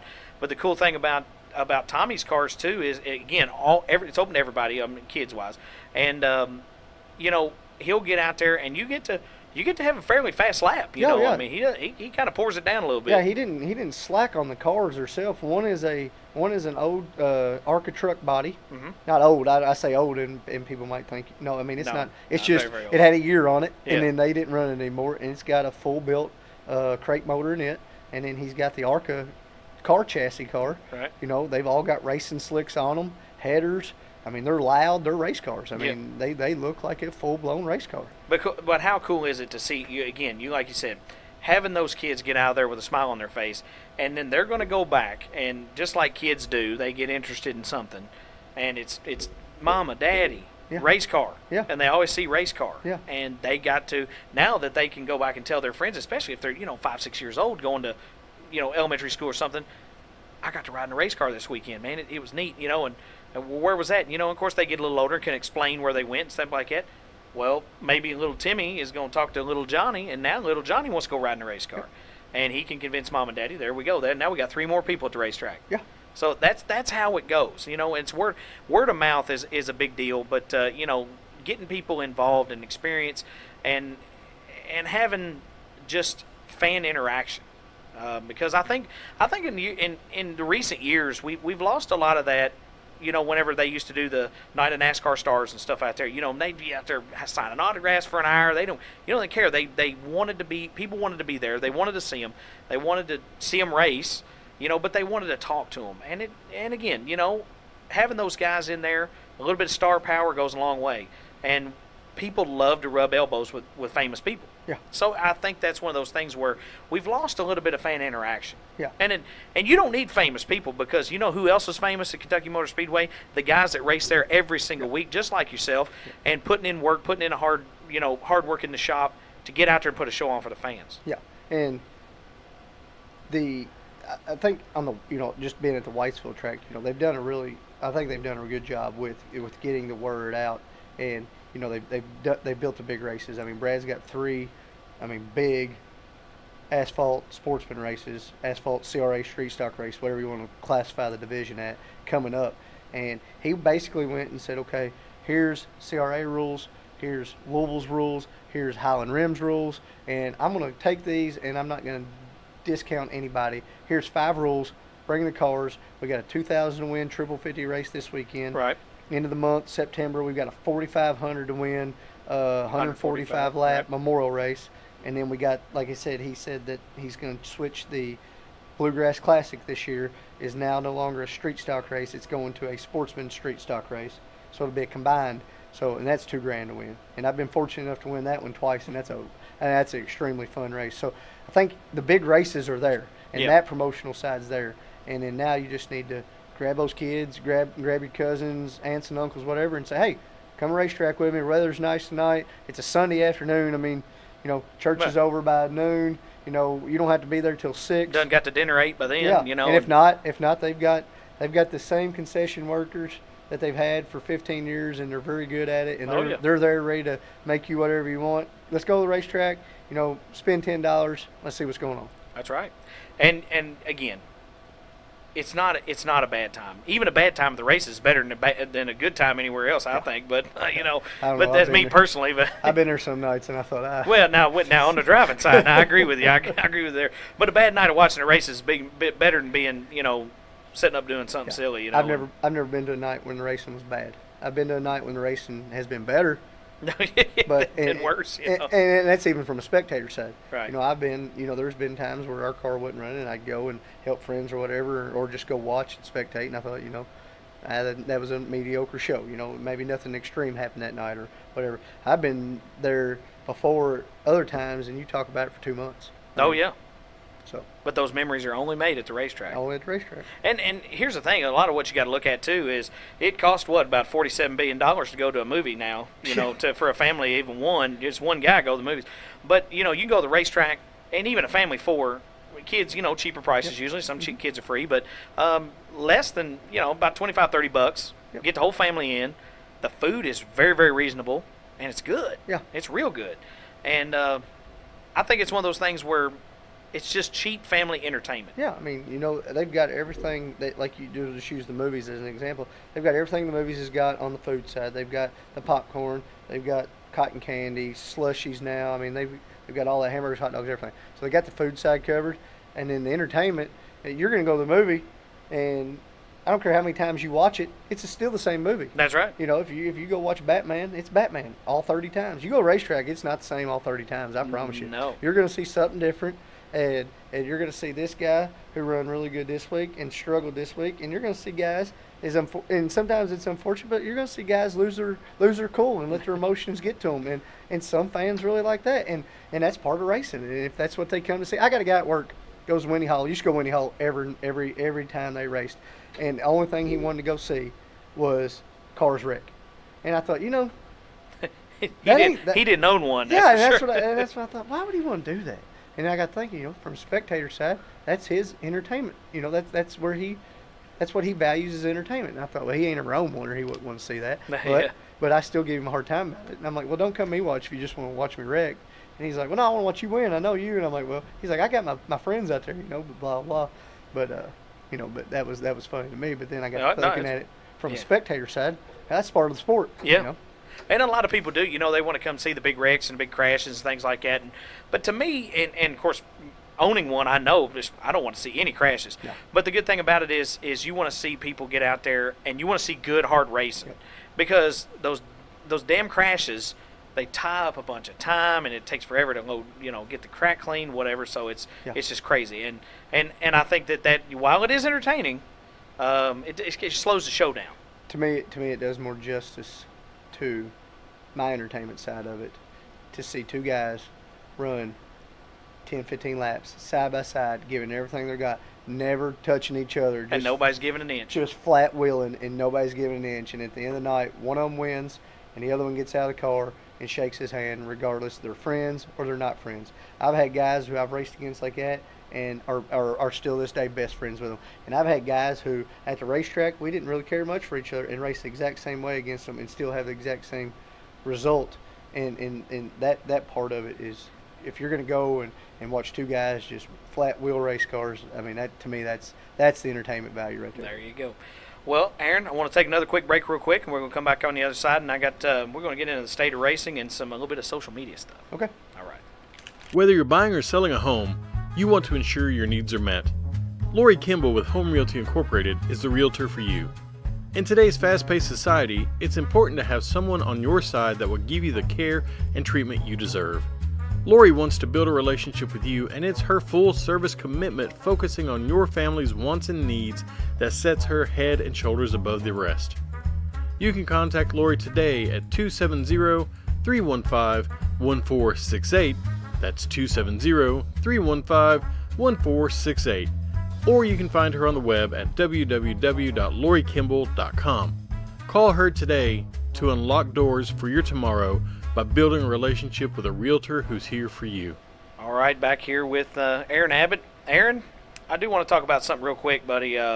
You touched on it earlier, and this is one thing that that's big to us is social media and how it impacts racing. And how do you see that social media has done good for racing, or it's kind of hurt the sport, or how do you feel about it? I believe that it has helped racing on the advertisement side, on letting people know what's going on, trying to draw crowds, trying to let them know about specials, let them know who won. We were just talking about that in the break, and a lot of people, you'll get on there and maybe you liked Windy Hollow or Kentucky Motor Speedway, so it automatically pops up on your Facebook page, and you're just scrolling through there and you see a name you recognize. You're like, well, that guy didn't tell me, he ran this class or raced here or raced there, and hell, I'm only 5 minutes from there. Yeah. I need to go watch him. I ain't talked to him in 10 years, but I remember his name and stuff like that. Right. So I think on that side, now I don't know that social media itself, I don't know, has hurt racing as much as the people behind it. The people behind the computer screen have hurt what we're trying to keep going and what we love, because it's so easy to have a problem and address it there instead of just face-to-face addressing it. I'm not saying you gotta go fight a guy. No, I'm not saying that. I've raced for 17 years, like we were talking about earlier. I've never once been swung at, threw a punch, anything like that. But I've also never got on Facebook or Instagram or Twitter and started bashing the guy who might have raced me wrong, or might have done something, or I might have done something too. I've been talked about on it. It's fine. It's all in how the racers and the tracks handle social media. Right. You can make it as good or as bad as you want to be, but I think in general, it's overall it's good for the sport. Yeah, and I think you're exactly right, and I think that a lot of people may have missed opportunities sometimes because of what it actually can do for your track, your race team, your family. But I saw something on Facebook. It was, oddly enough, it was a shirt, the back of a shirt, and it said, "Funny, you were a lot faster on Facebook." Yeah. And that's the thing, and I think that kind of sums some of this stuff up. Yeah, I mean it's an easy way to not face what's actually going on, with your car, with your race team at the racetrack, instead of going and handling it, one-on-one, or working on your car, or just talking it out with the guy who you might not be having a good run with. Maybe you two have battled it out the last couple of weeks and it's constantly just not ending good, or you feel like you got rubbed wrong by the track. There's going to be nights where you're not always going home from the racetrack happy with the way everything ran. If it was, everybody'd be doing it. We'd have 100,000 cars a night. So it's all in how you want to handle it. If you want to downgrade a racetrack, and there's going to be people who buy into that. There's going to be people who say, well, so-and-so, Steve over here, he was bashing Kentucky Motor Speedway, and, well, I'm not going there. I'm not giving them my money if they're not nice to Steve. Well, that's not the whole story. Yeah. And we as racers need to quit, the bashing, and I'm not saying you have to promote the track. That's up to you. You're only helping, what you're involved in if you do promote the track. But, you don't have to go and bash it. You don't have to go and bash drivers.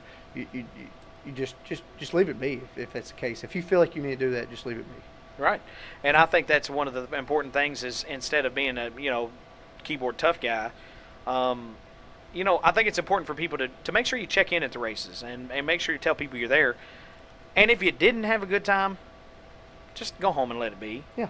You know, you don't have to go out there and be like, you know, I'm never coming back to this place. It's always crooked. It's a deal, you know, and I hate the food and the bathrooms stink or whatever. You know, it doesn't matter. Yeah. They're just people. They're going to find fault with something. Yeah. You know, you've got those people out there. But most of the people that are out there are there to have a good time, and they have a good time. And what I'll bet you is if you go to these racetracks and say you're showing up for the first time and you're one of those people doing that, you don't even know the track owner, because the people that own and run these tracks are not million-dollar investors. They're Nope. not names you've heard of for years and years. They're guys like me and you who love the sport, who have taken a chance, who with their own money and their own sweat, you know, have tried to make what they love, you know, continue going. And I know that with the Westerfields, and I know that with Brad. And that's the two tracks that and Richard Ashby. I know that with Cedar Ridge. Yep. You know, because Richard's been around racing as long as I've known dirt racing. Mm-hmm. And the Westerfields, you know, their dad Bob was involved in it, so they've been involved with it since they were young. And then, you know, Brad ran USACs and Hooters Pro Cup and, you know, and all that. And so Brad's been fully involved at Whitesville and the national circuit and whatnot, and has loved racing, just loved racing his entire life. And that's all he's trying to do is keep that going.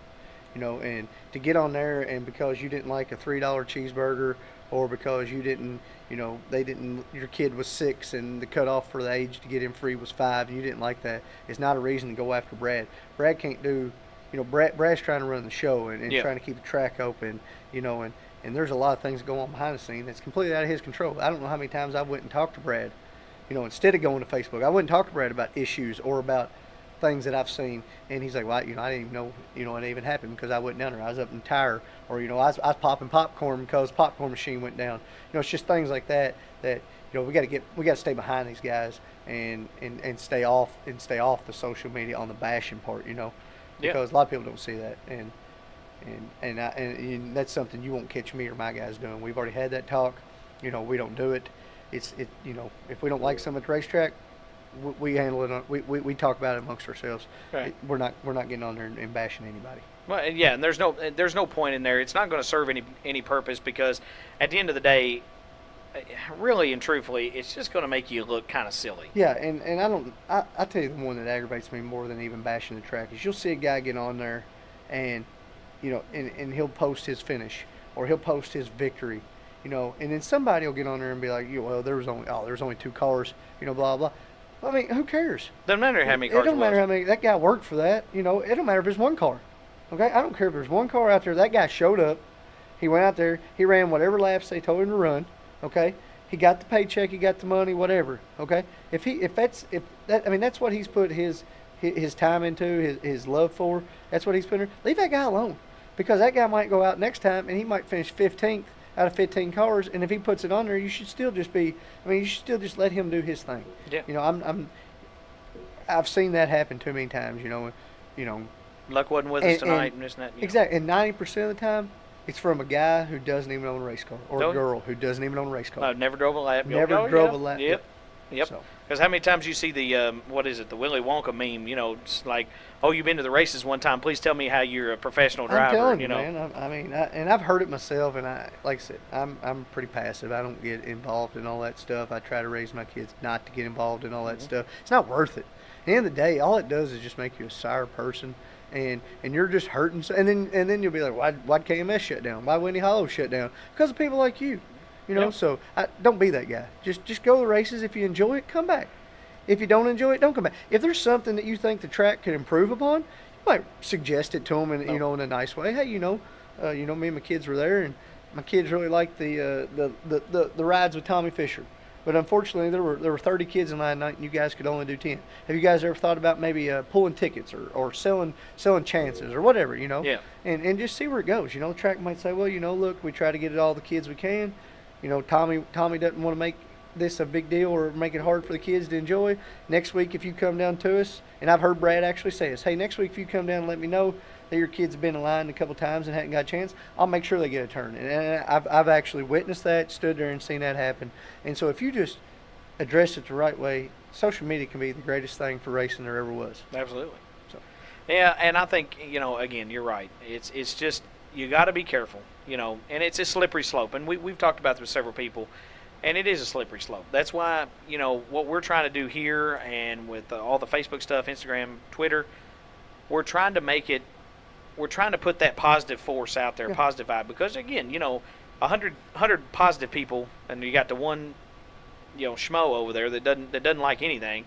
He's going to try to wreck it, no matter what it is. He's going to try to wreck it, Yeah. and probably again, because a lot of times what we get into also is stories, quote unquote stories from the pits that somebody's brother's, dad's, uncle's mom heard from whoever that didn't even matter, that wasn't even there. Nobody knows that story, okay? If it's two drivers get into it on a track and there's a big altercation, whatever, and it spills back into the pits, well, it needs to be those two drivers and the track promoter or whoever, and those guys need to go somewhere and work it out. Yep. That's the thing. It don't need to be 15 crews and everybody's throwing down and baseball bats flying or nothing. It just needs to be, get this worked out. Nobody else need to know. Yeah. So them two guys got into, hey, they look like they're fine. I mean, Yeah, they're fine. that's all you need. You go back out next week, and if it continues over, then the track gets to do something about it. That's It right. needs to do something about it, and that's on them. But it's not our job, or getting on social media and saying that is not going to help that situation at all. And spreading rumors and spreading stories. I mean, if you're not down there, you're not. Even if you are down there and you're in the middle of it, you still shouldn't be putting it on there. Right. But don't. I mean, it's just stupid. Well, that and then the stories from the tech line. How many times have you seen that? Because somebody inadvertently get disqualified for something, and they had 4 motors in the car and 16 tires they had on it and all this. It just gets crazy. I've been through tech before and was told that I was running something and the track knew about it and let it go. They're not going to let everybody do it. I'm like, no, they're not. I mean, the track doesn't. Track's not going to do that. Okay, all it's going to do is hurt car count. Now, I've been through tech before and I've been told not to bring something back. Okay, and that's the track being fair. That's the track saying, look, I understand. That might be a gray area, or it might not be. It might just be blatant. And usually if it's blatant, they'll go ahead and let you have it. But, if it's kind of one of them, well, it's this, but it's just barely over, so I'm going to need you to, fix it. And the tech line is probably the worst one. Oh, so-and-so got DQ'd for this. So-and-so got DQ'd for that. So-and-so supposed to got DQ'd. They didn't even check nothing. Well, you don't know. Them tech guys, just because a true tech guy knows more about looking at cars by just glancing at them than you do by reading 25 books. I mean, they've been around it their entire life. There's a reason they're in that position. He's looked at more in the first 30 seconds of looking at that car and made more mental notes or figured out what was and wasn't legal on your car before you as a driver or you as a team guy was even worried about what he was checking. That's right. I mean, so. That and don't you know everybody's a cheater? Everybody's a cheater. Everybody's a cheater. Everybody's a cheater. Especially on Facebook. If you can't beat somebody, they're cheating. That's I promise you that. Um, And if you beat somebody and you shouldn't have beat them, you're a cheater. Oh yeah, you always say, "Well, I know I'm cheating, so I know you're cheating." There you go. There you go. Oh man, it's nice to see that it spreads across the board. Oh, man, yeah. One thing before we get in the state of racing, one thing I did want to go back real quick, and you talk about all when you were going as a kid and different things like that, and you mentioned a couple of guys, some of the Burt's family and some of those guys, Frankie Bartlett. But tell me about you growing up, and it may even be today. Your favorite drivers. Who was your heroes growing up racing? I guess, I don't call him a hero. He's more of a buddy. But I guess, being around Kevin, and seeing Kevin drive and being on that team and kind of being the introductory to it. Mm-hmm. Like, Kevin's probably the one that – but there's a lot of guys that you look at and you're thinking, them guys are good. Over the years, Bo Mitchell has been extremely right. good. I mean, Bo can drive a race car. I've raced against Bo. Brett Hudson can drive a race car. They're good. And then you go the dirt side, you've got guys like Jimmy Westerfield was good back in the day. And probably still is if he would get, if he had the opportunity to get in the car. And guys like that, if I had to think way back, yeah, I'd have to say probably Bruce and Frankie Birch, because I was, when my uncle did take me to races, I was running around with Tim, their younger brother Timmy. Me and Timmy were real good friends, right. And still are to this day. Timmy helps on my car and was at the racetrack with me all day Sunday.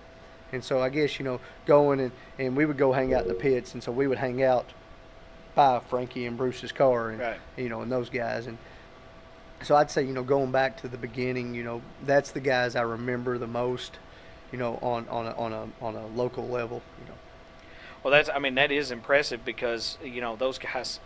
There's no shortage of what they did on those high banks out there, and really really good drivers, and they ran both asphalt and dirt. So these guys have been through the sport and have made it a lot better, because I can remember those guys out there racing, and Barry Snyder being out there, and you just said Steve White, and some of those guys.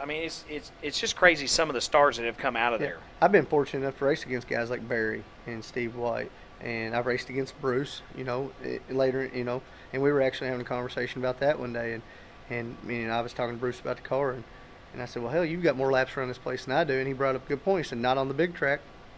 And I never thought about it that way. Those guys that run Whitesville have run the small track and the big track. There's a lot to learn off there. And there's a lot of guys I've been fortunate enough to help, run street stock and they run Sportsman and get to help them. Or I run street stock and they even run Thunder Stocks or whatever and get to help them. And, I've been fortunate enough to help like Derek Bartlett, a very good friend of mine, good race car driver, extremely knowledgeable on car setups and making cars work, and so is Jared, his brother. They learned that from Mike, their dad, and that's just a great family right there to be around at the racetrack, especially on the asphalt side. I guess that's all they've ever done. And if you look back, how good Frankie was, Frankie Bartlett was, and then Mike built all those cars over the days, over the years, and then I've been fortunate enough to help, I before we built the Sportsman car, I would go to the CRA series with Brett, and those guys, and seeing what they can do, and working on the car, and Jared, or we call him J-Dog, being there and just, he's doing this and he's trying this, and I'm trying to learn, and pick up, not so much so, just so I know what a car does, not so much if I'm ever going to get to the level of competing with those guys, but just what's a car do? Why does that work this way? Why does that work this way? So I really enjoy the build side and the work side of it. Maybe not as much as the drive side, but I still just enjoy being at the racetrack, period. So there's a lot of guys throughout the years, and there's a lot more. We could sit here all night and talk about guys I've run against. We talked about Preston while going. I ran many laps against Preston, Steve Bickett. I don't know how many, Matt Kirby. I've run against these guys for years, over and over and over. And there's nights you go home and you're like, he's getting it next week. And then you calm down, and the next week you guys are fine. Oh, yeah. And so just going back over the years, there's just a lot of guys that I've raced against that I respected and still this day respect, and look forward to running anytime they show up. Heck yeah. I want to ask you now, we do a segment on this show called The State of Racing, and what that is we talk about what you think the state of local racing is in our area. A lot of people have said we're kind of on an upswing a little bit from where we were. But how do you feel about where we are and where we need to be? I feel right now we're comfortable, but we could be a lot better. I feel I'm starting to feel the upswing. Last year there was nights at Whitesville, and I'm sure Brad will tell you the same thing. I'm not down on the track or anything they done. It was just nights it was down. Yeah. You show up and they're just so certain classes didn't have enough cars to make a field. So, and it's unfortunate. But now, going in the times I've been there this year, there's been plenty of cars to have a good race in every class. The scrappers are obviously growing. Like I said, I've noticed the mini stocks at Whitesville are growing.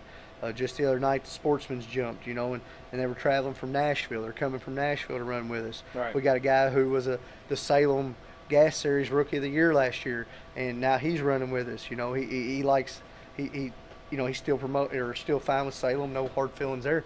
He likes the track at Whitesville better. It fits his style more. So I feel like we're on an uptick. Now we just got to figure, keep doing what we're doing and keep grinding and keep it swinging up that way to get it back to like it was, in the 80s and in the 90s, which is as far back as I can remember.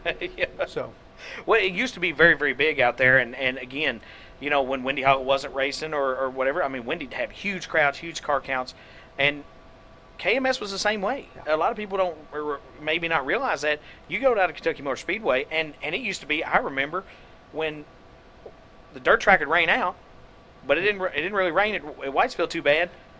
We were on, DOT tires, and tons of guys all the dirt guys would go out there and run. Here they come. And I remember that my first year. And we would actually make the comment, Oh, great, here come them dirt guys. Because we would draw for, cruisers back in, so the hell, they might start in front of you. We were following a guy and dirt clods falling out of the car. Oh, yeah.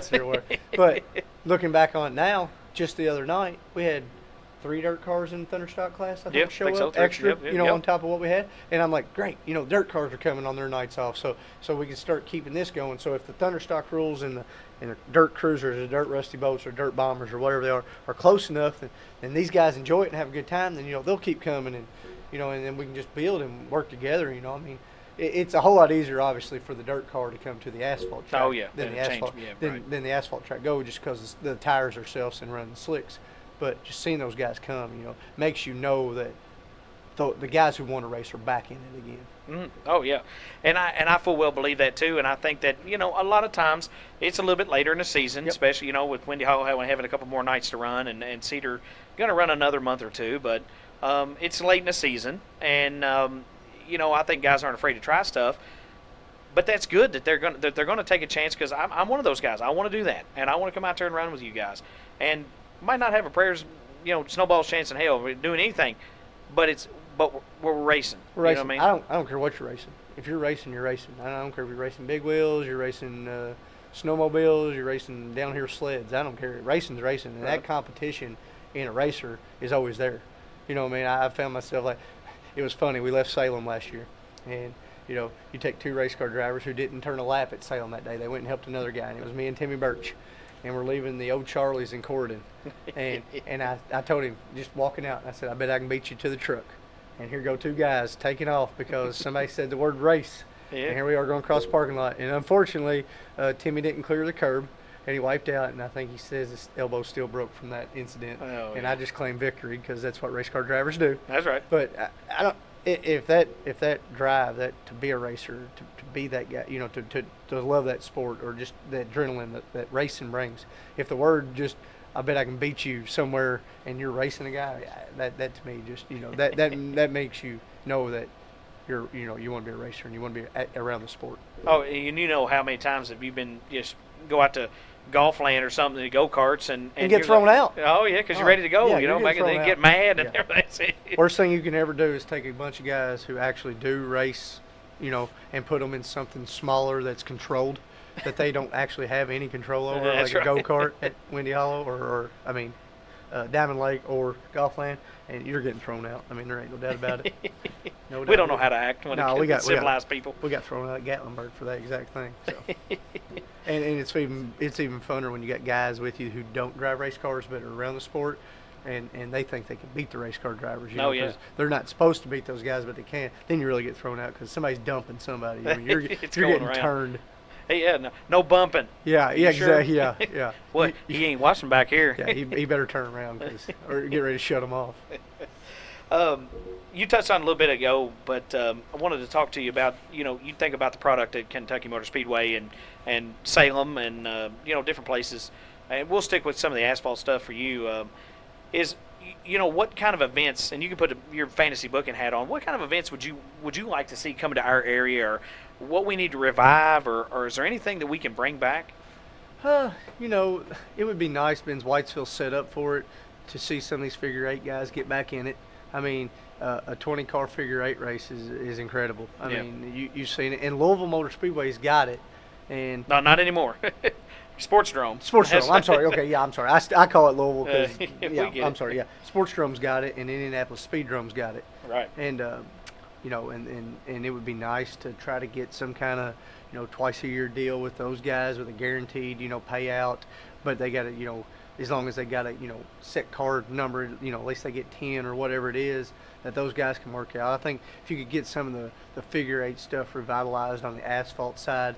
And then I think the big Sportsman races, I mean, this year it's taken off. They've tried the street stock stuff and the dirt guys. That's what they were trying to pull, is some of the dirt cruiser stuff, and those guys just wasn't coming. And for whatever reason, it is what it is. But now they've seen that the street stock stuff, if you can do, if you can kind of combine with CRA, and you can kind of combine with the gas series, you can kind of combine with Highland Rim Nashville's Sportsman cars, which what they call late model Sportsman now. Right. So that tells you what direction that's headed in. Oh yeah. If you can figure something out to make those guys want to come and race against each other, where not just the gas cars or not just the CRA cars have an advantage. I think you've got to keep doing stuff like that. So the big Sportsman shows, I mean, the CRA race at Whitesville is always, It's and then, awesome. And then the benefit stuff, I mean, Cedar Ridge, Hope for Harley Night's huge. The Clay Davis Memorial at Windy Hollow is huge. Right. I feel like this 145 lap Scott Thompson Memorial at Whitesville is going to be big. Right. Just got to get it out there. So I think those type races, the mini stocks. Anytime you throw money at mini stocks, they come. So maybe a show there, here and there. But other than that, just the only class that's really missing. They're doing some good stuff with the Legends, and it's starting to build a little bit. And now the Pro 4s or the Pro Mods. They're wanting to, they're starting to build, and those cars are strictly from Nashville right now. But I think as more and more people start to see them, it's for those around here that don't know what a Pro Mod or a Pro 4 is, it is a late model, full-blown late model chassis, wide fives and all, with a 4-cylinder motor in it. All right. So you get all the handling that you could ever want and all the geometry in a car you could ever ask for, and you put a 4-cylinder motor in it. So it's dumbed down a little bit, but it's more economical. Once you buy the chassis, and you can find these chassis, a lot of places, the motor side you get to save on because you're not buying a full-blown late model motor, at $25,000-$30,000. Oh, yeah, absolutely. So, you buy a 4-cylinder motor, and I'm sure there's rules on them. I haven't looked into it, but on the actual motor side of it. But, the Pro 4s down at Highland Rim in Nashville are a big class. So, if they can get them around here and get a few guys to get interested in building that, I think that helps. But, yeah, just on the asphalt side, I think the figure eights, would help, a lot. And then maybe getting a true, Thunderstock class. Not that they don't have it now, but maybe seeing what's out there to why cars aren't, funneling toward the Thunderstock class, because that used to be a huge class.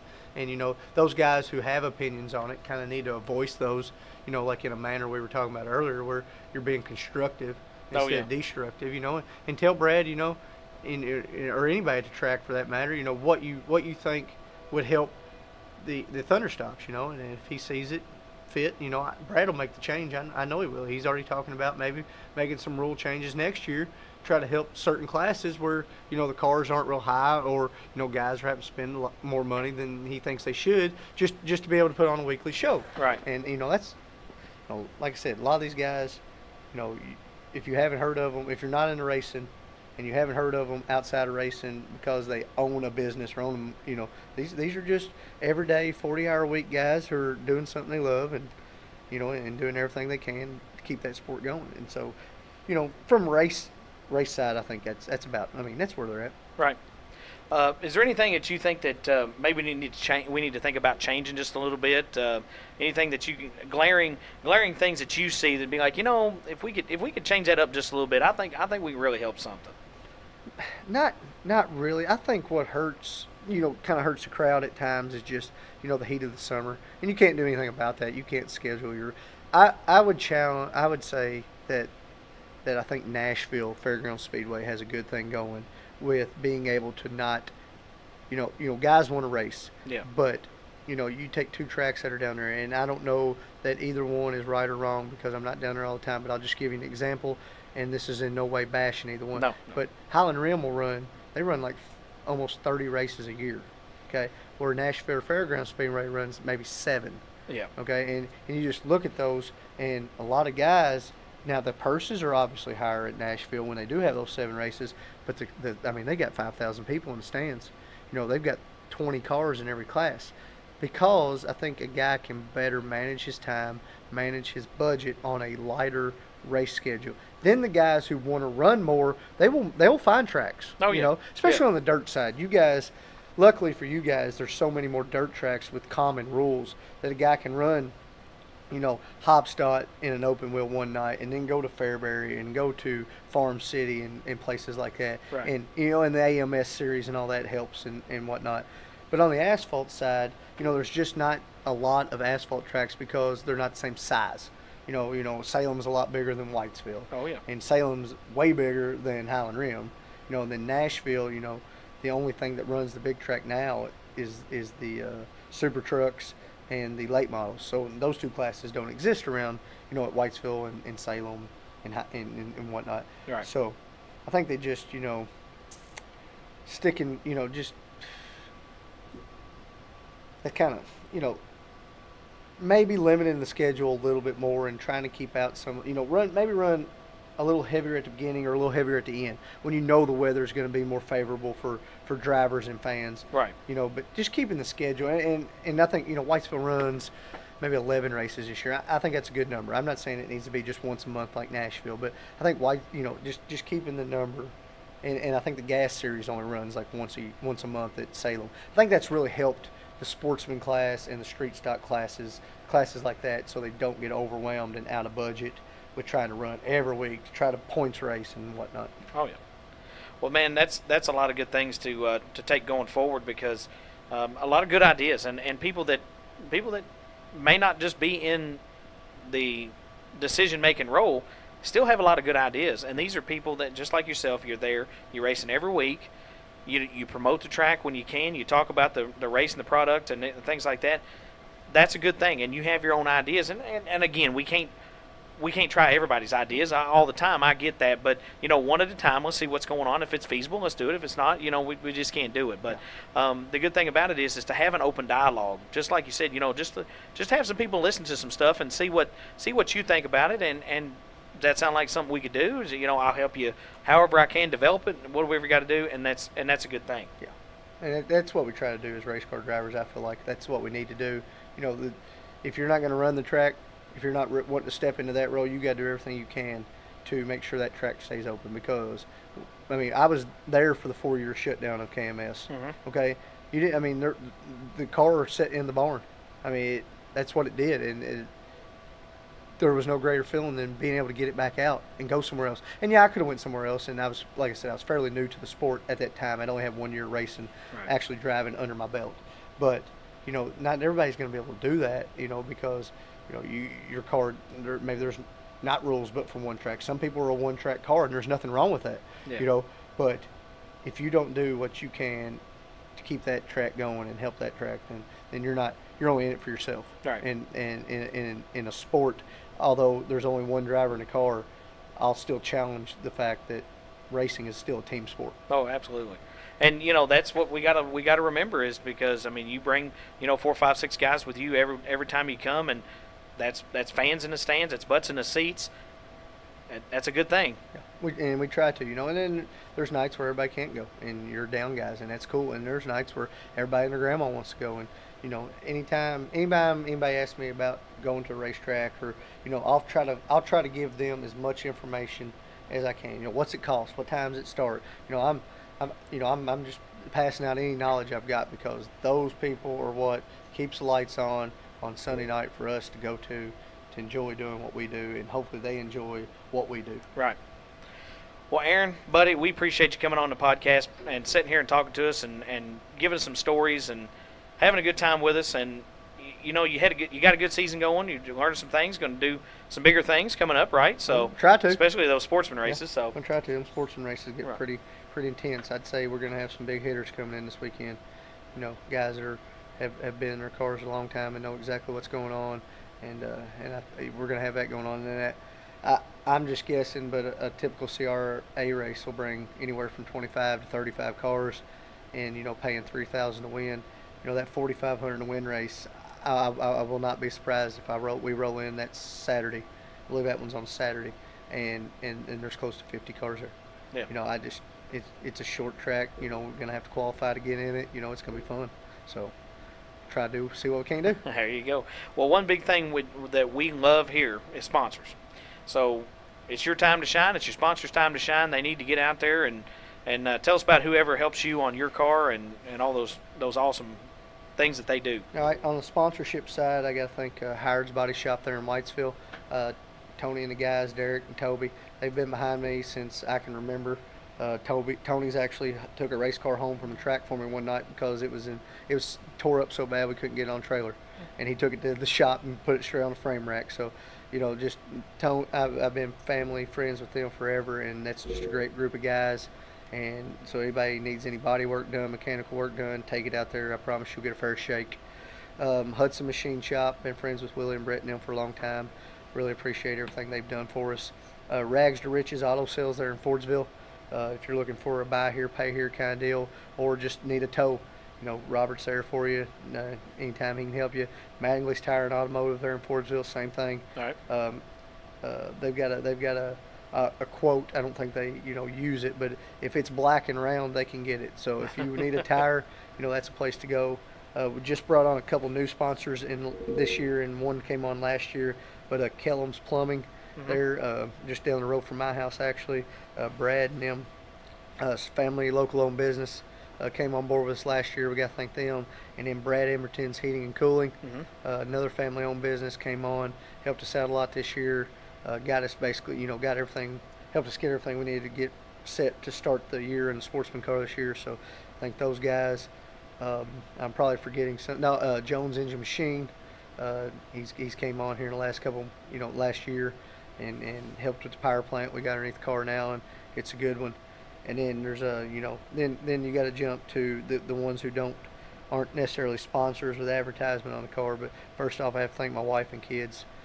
She's been actually I was going to dive into that a little bit earlier, but it might have took too long, so I'll give it a short version. But the reason I met my wife was from racing. Kevin's 21st birthday party was kind of the first time we hit it off, and we've been married 10 years here in July. So wow. So it's all that I guess I'll blame that on racing too.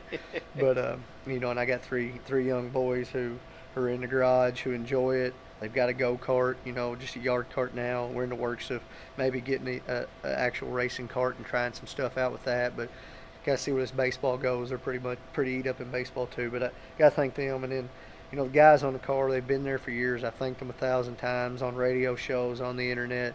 They know who they are. I don't have to name every one of them, but Heath's been in the Sportsman car. My buddy Heath, he's there. He's probably there right now. He was there when I got home last night. And, turning wrenches. Derek Bartlett, Timmy Birch, my little brother. He's at.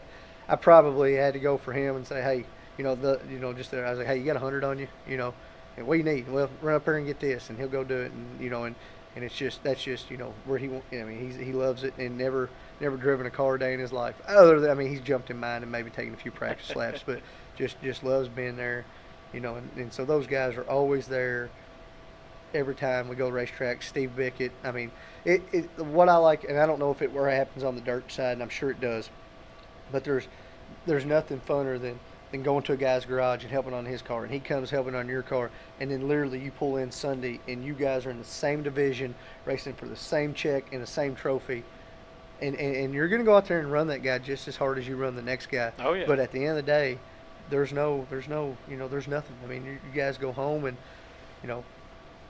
it is what it is. You're still just really good friends. And I run against Timmy for years, and we're really good friends. I run against Steve, so I really enjoy that side of it, and being able to give each other a hard time, and being able to take it. If you dish it, you better be able to take it. Oh yeah, that's true. And that's where we're at with those guys. So, I think that's all the sponsors, and I really appreciate those guys and anybody looking to come on board. We'll do whatever you guys want to do. And even if you just got, a grandson who wants to come down, or a nephew or a kid who wants, Brad opens the pits after the races, and, anybody can come down. They're open. Bring them down. If a kid wants to look at the car, wants to get in the car, I don't care. Yeah. You're not going to hurt anything in that thing that I haven't tore up. Bring them down. Let them see it. They think it's cool. They play with the ones on the floor. They might as well see a full-size one. Oh, yeah.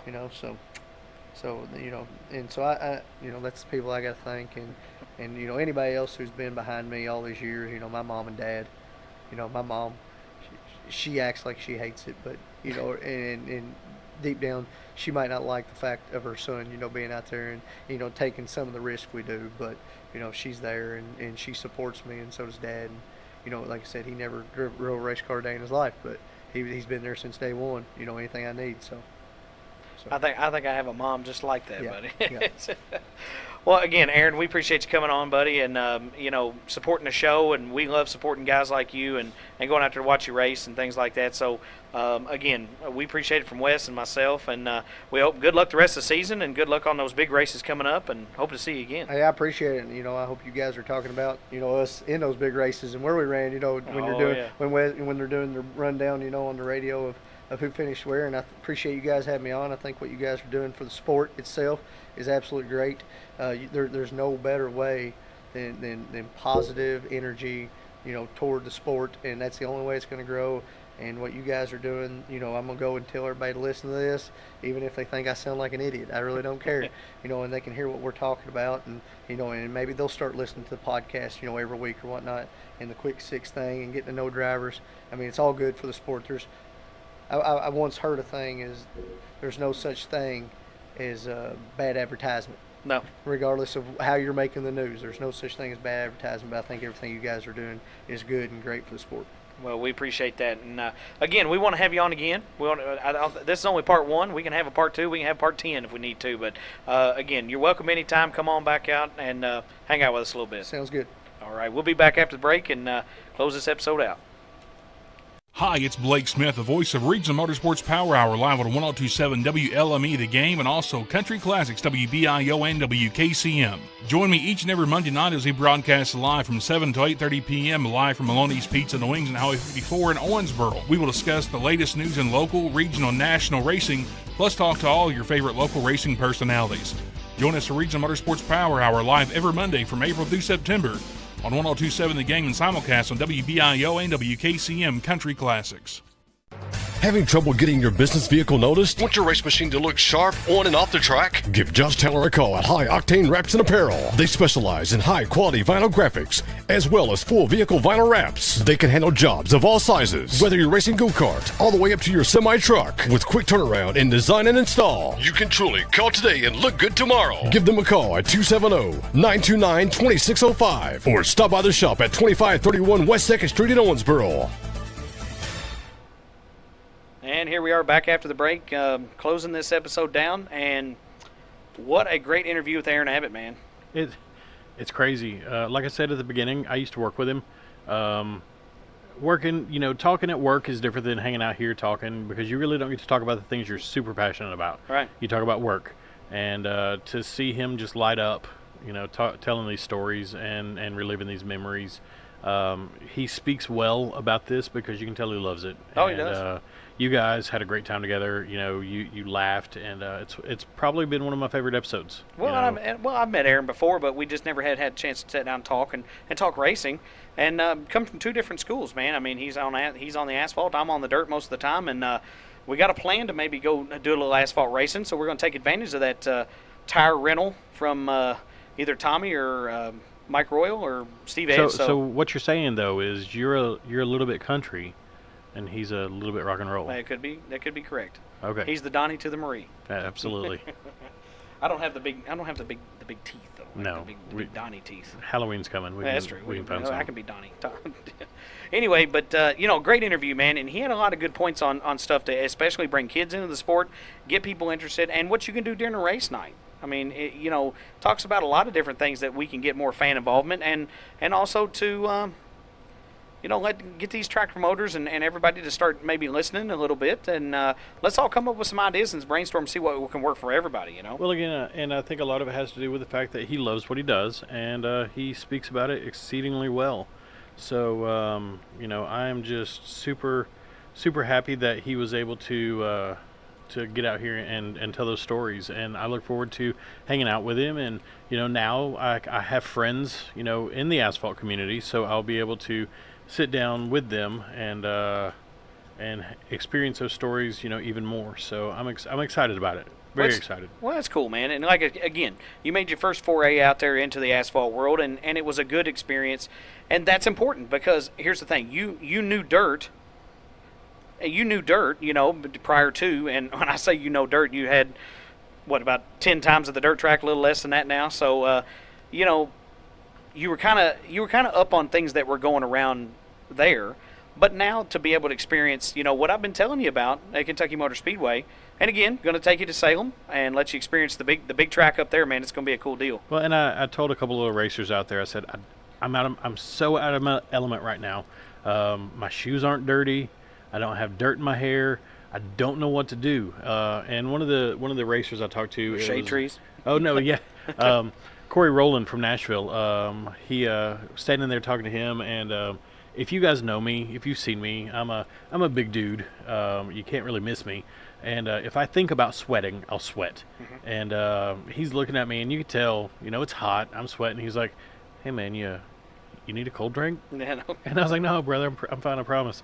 Maybe I should have picked a sport, that was air conditioning, like chess. There's not. Or something. But that's a good thing about it. But those guys from Nashville, especially to run down to Nashville Fairgrounds, they know that there's no shade trees down there either. So, no. But yeah, man, that's a cool thing about that. But I'm glad you had a good experience. And again, talking to Aaron, and he's very well educated on the sport. He has been in the sport a long time. He's paid attention to things, and I think he's a great ambassador for what we're trying to do. And we humbled us because we appreciate him saying the kind words that he did about what we're doing for the sport and what we're trying to do for the sport. I don't know that we're really doing it. I guess we are, but doing some things. But we're getting the ball rolling, and how we know we're picking up momentum is, just like we told the story last episode. I got to go down and do some track interviews and some driver interviews during Windy Hollow Speedway's last race night that they had. And it was a cool thing. I've never got to do that before, and it was a neat thing to be personally asked by the Westerfield family to do that. Sure. And on top of that, now this week at the radio show, tell them all about that deal. Well, and I have to draw a little bit of a line of a separation because it is important to do a separation here, because I don't want people to think that what I would do for the Westerfields, I would do for anybody. Right, absolutely. If anyone asked if Brad and Tommy couldn't make it to the show and they could provide me the information to talk about their program, I'd be more than happy to talk about it for them. Absolutely. But I also am the owner of Red Star Graphics, a graphic design company. So I do work with the Westerfields on their website. Yep. So it is separate wholly from the Bent Fender podcast. Separate but equal? We probably shouldn't go there. Well, anyway, go ahead. Maybe not equal. Maybe I'm better, but I doubt it because I don't have a co-host. So anyway, I just went off. I can draw lines. I went off in that ditch so hard. I can't bring it back. Yeah, you can. So Misty, they weren't able to make it to the radio show on Monday, and Misty messaged me and asked me if I wouldn't mind filling in for them. And of course, I don't mind. And it was kind of funny because Blake wasn't there as he was on vacation. And Tyler Millay filled in for Blake. Right. I filled in for Jimmy Westerfield. So we were doing our best Jimmy and Blake impressions, and I don't think it worked. But it was still great. It was still a good time, and it still conveyed what we needed to convey. Now, one thing I want to say, and just like the point you were hitting there, is that and not like we're selling ourselves that like, hey, we want to come be your announcers or your representatives. We try to represent your track without, being asked. So if it's something that you need done from us and it's something you think we are worthy of doing for your track, by all means contact us. Let us know if we're able to do it, we will do it. And that's a good thing. And just like one thing I want to say is I promoted 3 tracks in one post this last week on the podcast when I made the post. It was the triumphant return of Western Kentucky Speedway right there in Nebo, Kentucky. Cedar Ridge Speedway also running that Saturday night, and Rockport Raceway running a big program up there, which that's where you were doing your interviews. I was. But it was a cool thing to promote all 3 of those tracks in the same post, not playing favoritism because we don't do that here. Nope. Excuse me. Yeah, sometimes you got to do it. But we don't play favorites here. We don't do it. We love all tracks. I'm like, anybody that remembers Western Kentucky Speedway back in the day knows Donald Lamosse. And Donald Lamosse used to be the flagman. And he used to stand in the pits during the driver's meeting. A good gazoon tight. Yeah, just dust or something, man. I don't know. Donald is the ghost of Donald. No, he's still alive. But Donald used to stand in the driver's meeting, and he would tell it. It didn't matter who you were. He's like, you boys, he said, you boys get along tonight now. I just love all you guys. I love all you guys, and I'm glad you're here. He would say that every single week. He ran the meeting, the driver's meeting.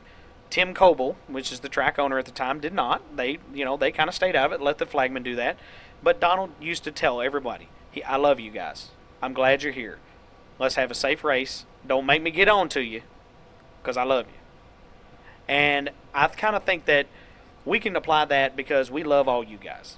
You listeners, fans, racers, track promoters, tracks, we love them all. And we're trying to expand our reach.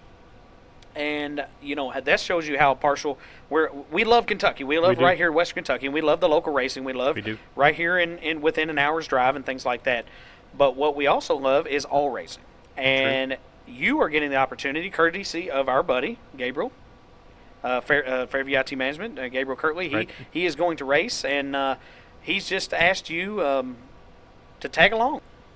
And I'm going to tell that story in just 2 seconds, but what I need to do is we met with Army Armstrong, and we're not going to go into the great details about that meeting. We're just sitting around talking to him. We're going to try to get him on the podcast. We are. But Army was talking about how he had been told that he had the ability to walk among the tribes. And that was a historical reference to there were people among the Native American tribes that could go through, the Blackfoot or the Sioux or the Cherokee, and they could speak well and they could represent them all equally. And he said that Nathan and I had that ability as well. And I think that's just because we love this sport, we love this community, and we want to make it the best that we can be. So, and again, man, if anybody out there doesn't understand, and it may not make you feel like we felt at that time, and this includes Blake Smith, because he was sitting there. We just had a good time breakfast, man, with Army, and just sit down with him. And again, he's been on Blake's show, and Blake was able to set the meeting with us, and so where we could sit there and talk to him about being on the podcast, and among other things, November the 3rd. So then, we got to talking to him about it, and he said that. And you guys may not understand what that means to you all, but to us, to be able to walk amongst the tribes of Kentucky Motor Speedway on the asphalt, Windy Hollow Speedway on the dirt, completely separate at Cedar Ridge Speedway, Rockport Raceway for the go-karts. We're going to go to Nebo. Right, but we've been able to talk to monster truck drivers, demolition derby, go-kart, motorcycle racers, right, stock car drivers, both sides of it. I mean, they're the tribes. I said it a million years ago. We're going to get a rallycross driver.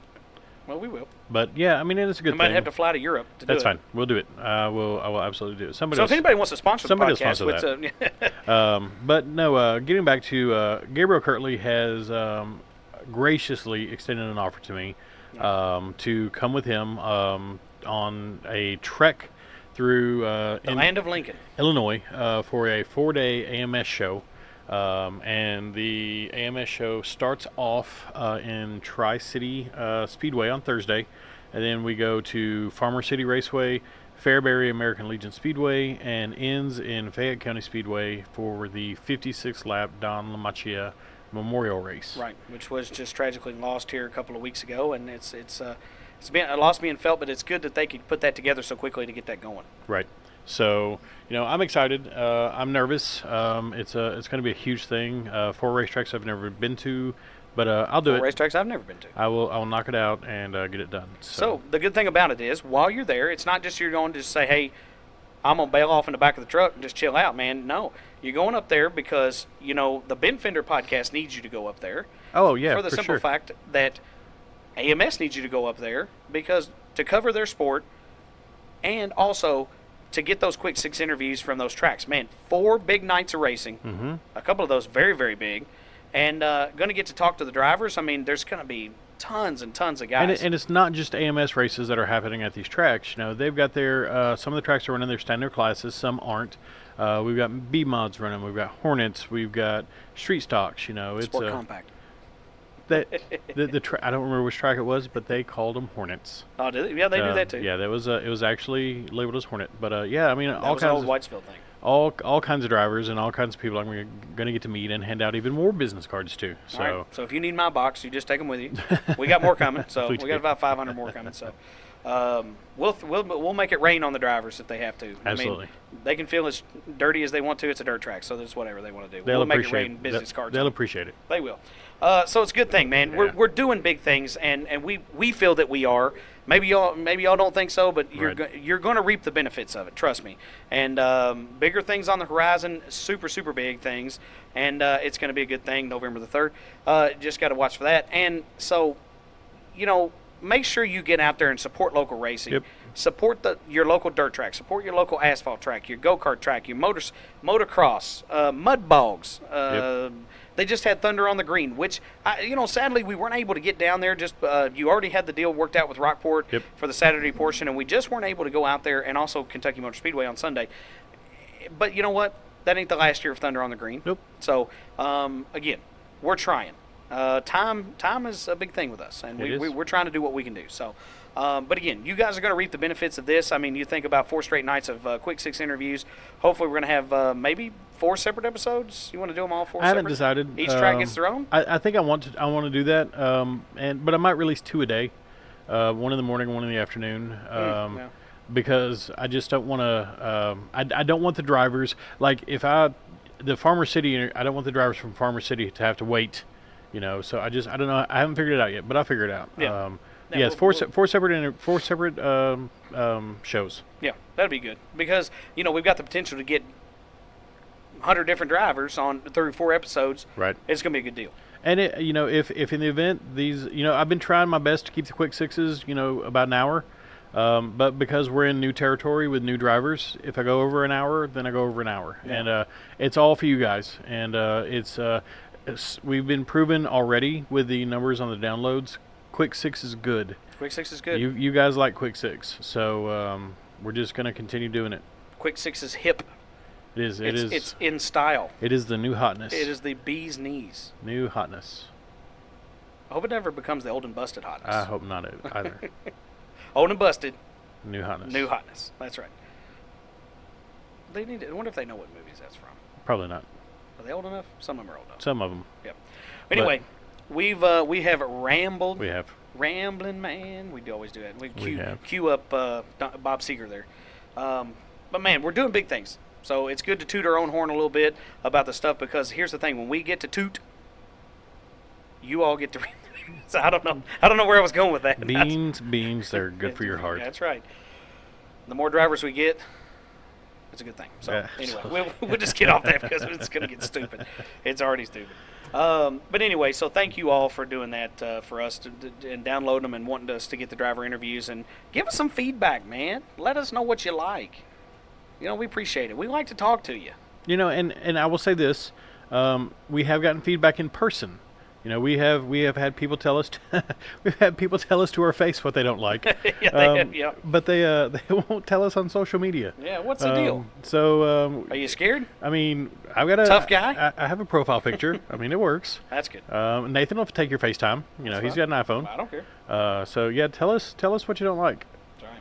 But what we like. Sponsors? We do like sponsors. We do. Mach 5 Race Cars, Parts and Carts, Fairview IT Management, Martin's Towing and Recovery, Chad's Barbershop, Glennstone Construction, Slingshot Media, Red Star Graphics, Home Realty with Lori Kimball Home Realty. That's how you say that. It's either way. Is it like a TV show? Home Improvement. Going live to Home Realty with Lori Kimball. Home Improvement with Tim Allen? It's not the same thing. No, it's a different thing. So Lori Kimball Home Realty, Mach 5 Race Cars, Parts and Carts. We already said them. Octane Racewear and Graphics. And Willie's Carbon Dyno Shop. And Willie's Carbon Dyno Shop. So we like Mach 5. We do. We like them all. Not any more than any other. We like them all. You can find us on iTunes, Google Play, Podcast Static, Podbean.com, Stitcher, Spotify, TuneIn, iHeartRadio, and YouTube. They're all on the business card, like we said. You can find us on Facebook, Conway Racing Team, the Ben Fender Podcast. You can find us on Twitter at Conway Race Team, Instagram, Conway Racing, www.conwayracingteam.com, and thebenfenderpodcast.com. Yep. Not .org, Nope. .eu, Nope. .com. Nope. Old and busted. New hotness. That's right. But we promised you guys a long time ago we were going to continue to bring you content. We're going to continue creating. And you're going to get 5 episodes next week. 5. Can you handle it? 5 episodes of us. Ooh. That's a lot. It's not just us. No, there's race car drivers in there too. Yeah, it's good stuff. Maybe even some promoters if I can meet the promoters of those tracks. I think it would be a good thing. I'm gonna try. Yep. I'm gonna try, but I'm just not gonna bust up into these towers where. Bust up into it. What up? Old and busted. All right. Listen, man, it's terrible. One thing we do want to say before we go is support our buddy Blake Smith, Regional Motorsports Power Hour across the Cromwell radio stations. Kicked off in April, but it's going to end in September, so you got a few more shows to get out there to support them. You can find them on 1027 ESPN The Game, 94.7 WBIO. 25% off a specialty pizza there at Maloney's in Owensboro, so that's a good thing. Yep. You got anything to add, buddy? I love their salad bar. That's not what you were asking me about. No, we're just doing great things, and we love you guys. We love all of our fans. you guys. I told you. We love our fans. We love our listeners. I hope they're fans. I hope I can say I have a fan. If anyone wants to be maybe the they're angry listeners. If like anyone wants mad. to be the president of the West Llewellyn Fan Club, I will send you an application. There you go. So, we don't have one, but I mean, I'll make it'll one. probably be a handwritten piece of paper. Check yes or no. Yeah, yes, that's all it is. That's it. So anyway, we're gonna get out of here, and we better get out of here. Well, I've got to get up. Well, we're recording this on Wednesday night, and I have to get up in the morning to drive to St. Louis with Gabriel Kirtley. So yeah, it's gonna be a good thing. But big stuff's happening. Trust us, it's gonna be awesome.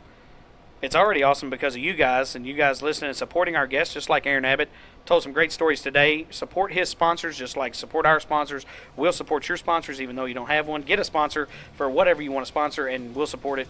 We love it. I'll buy your Girl Scout cookies. We love all you guys. I will buy your Girl Scout cookies.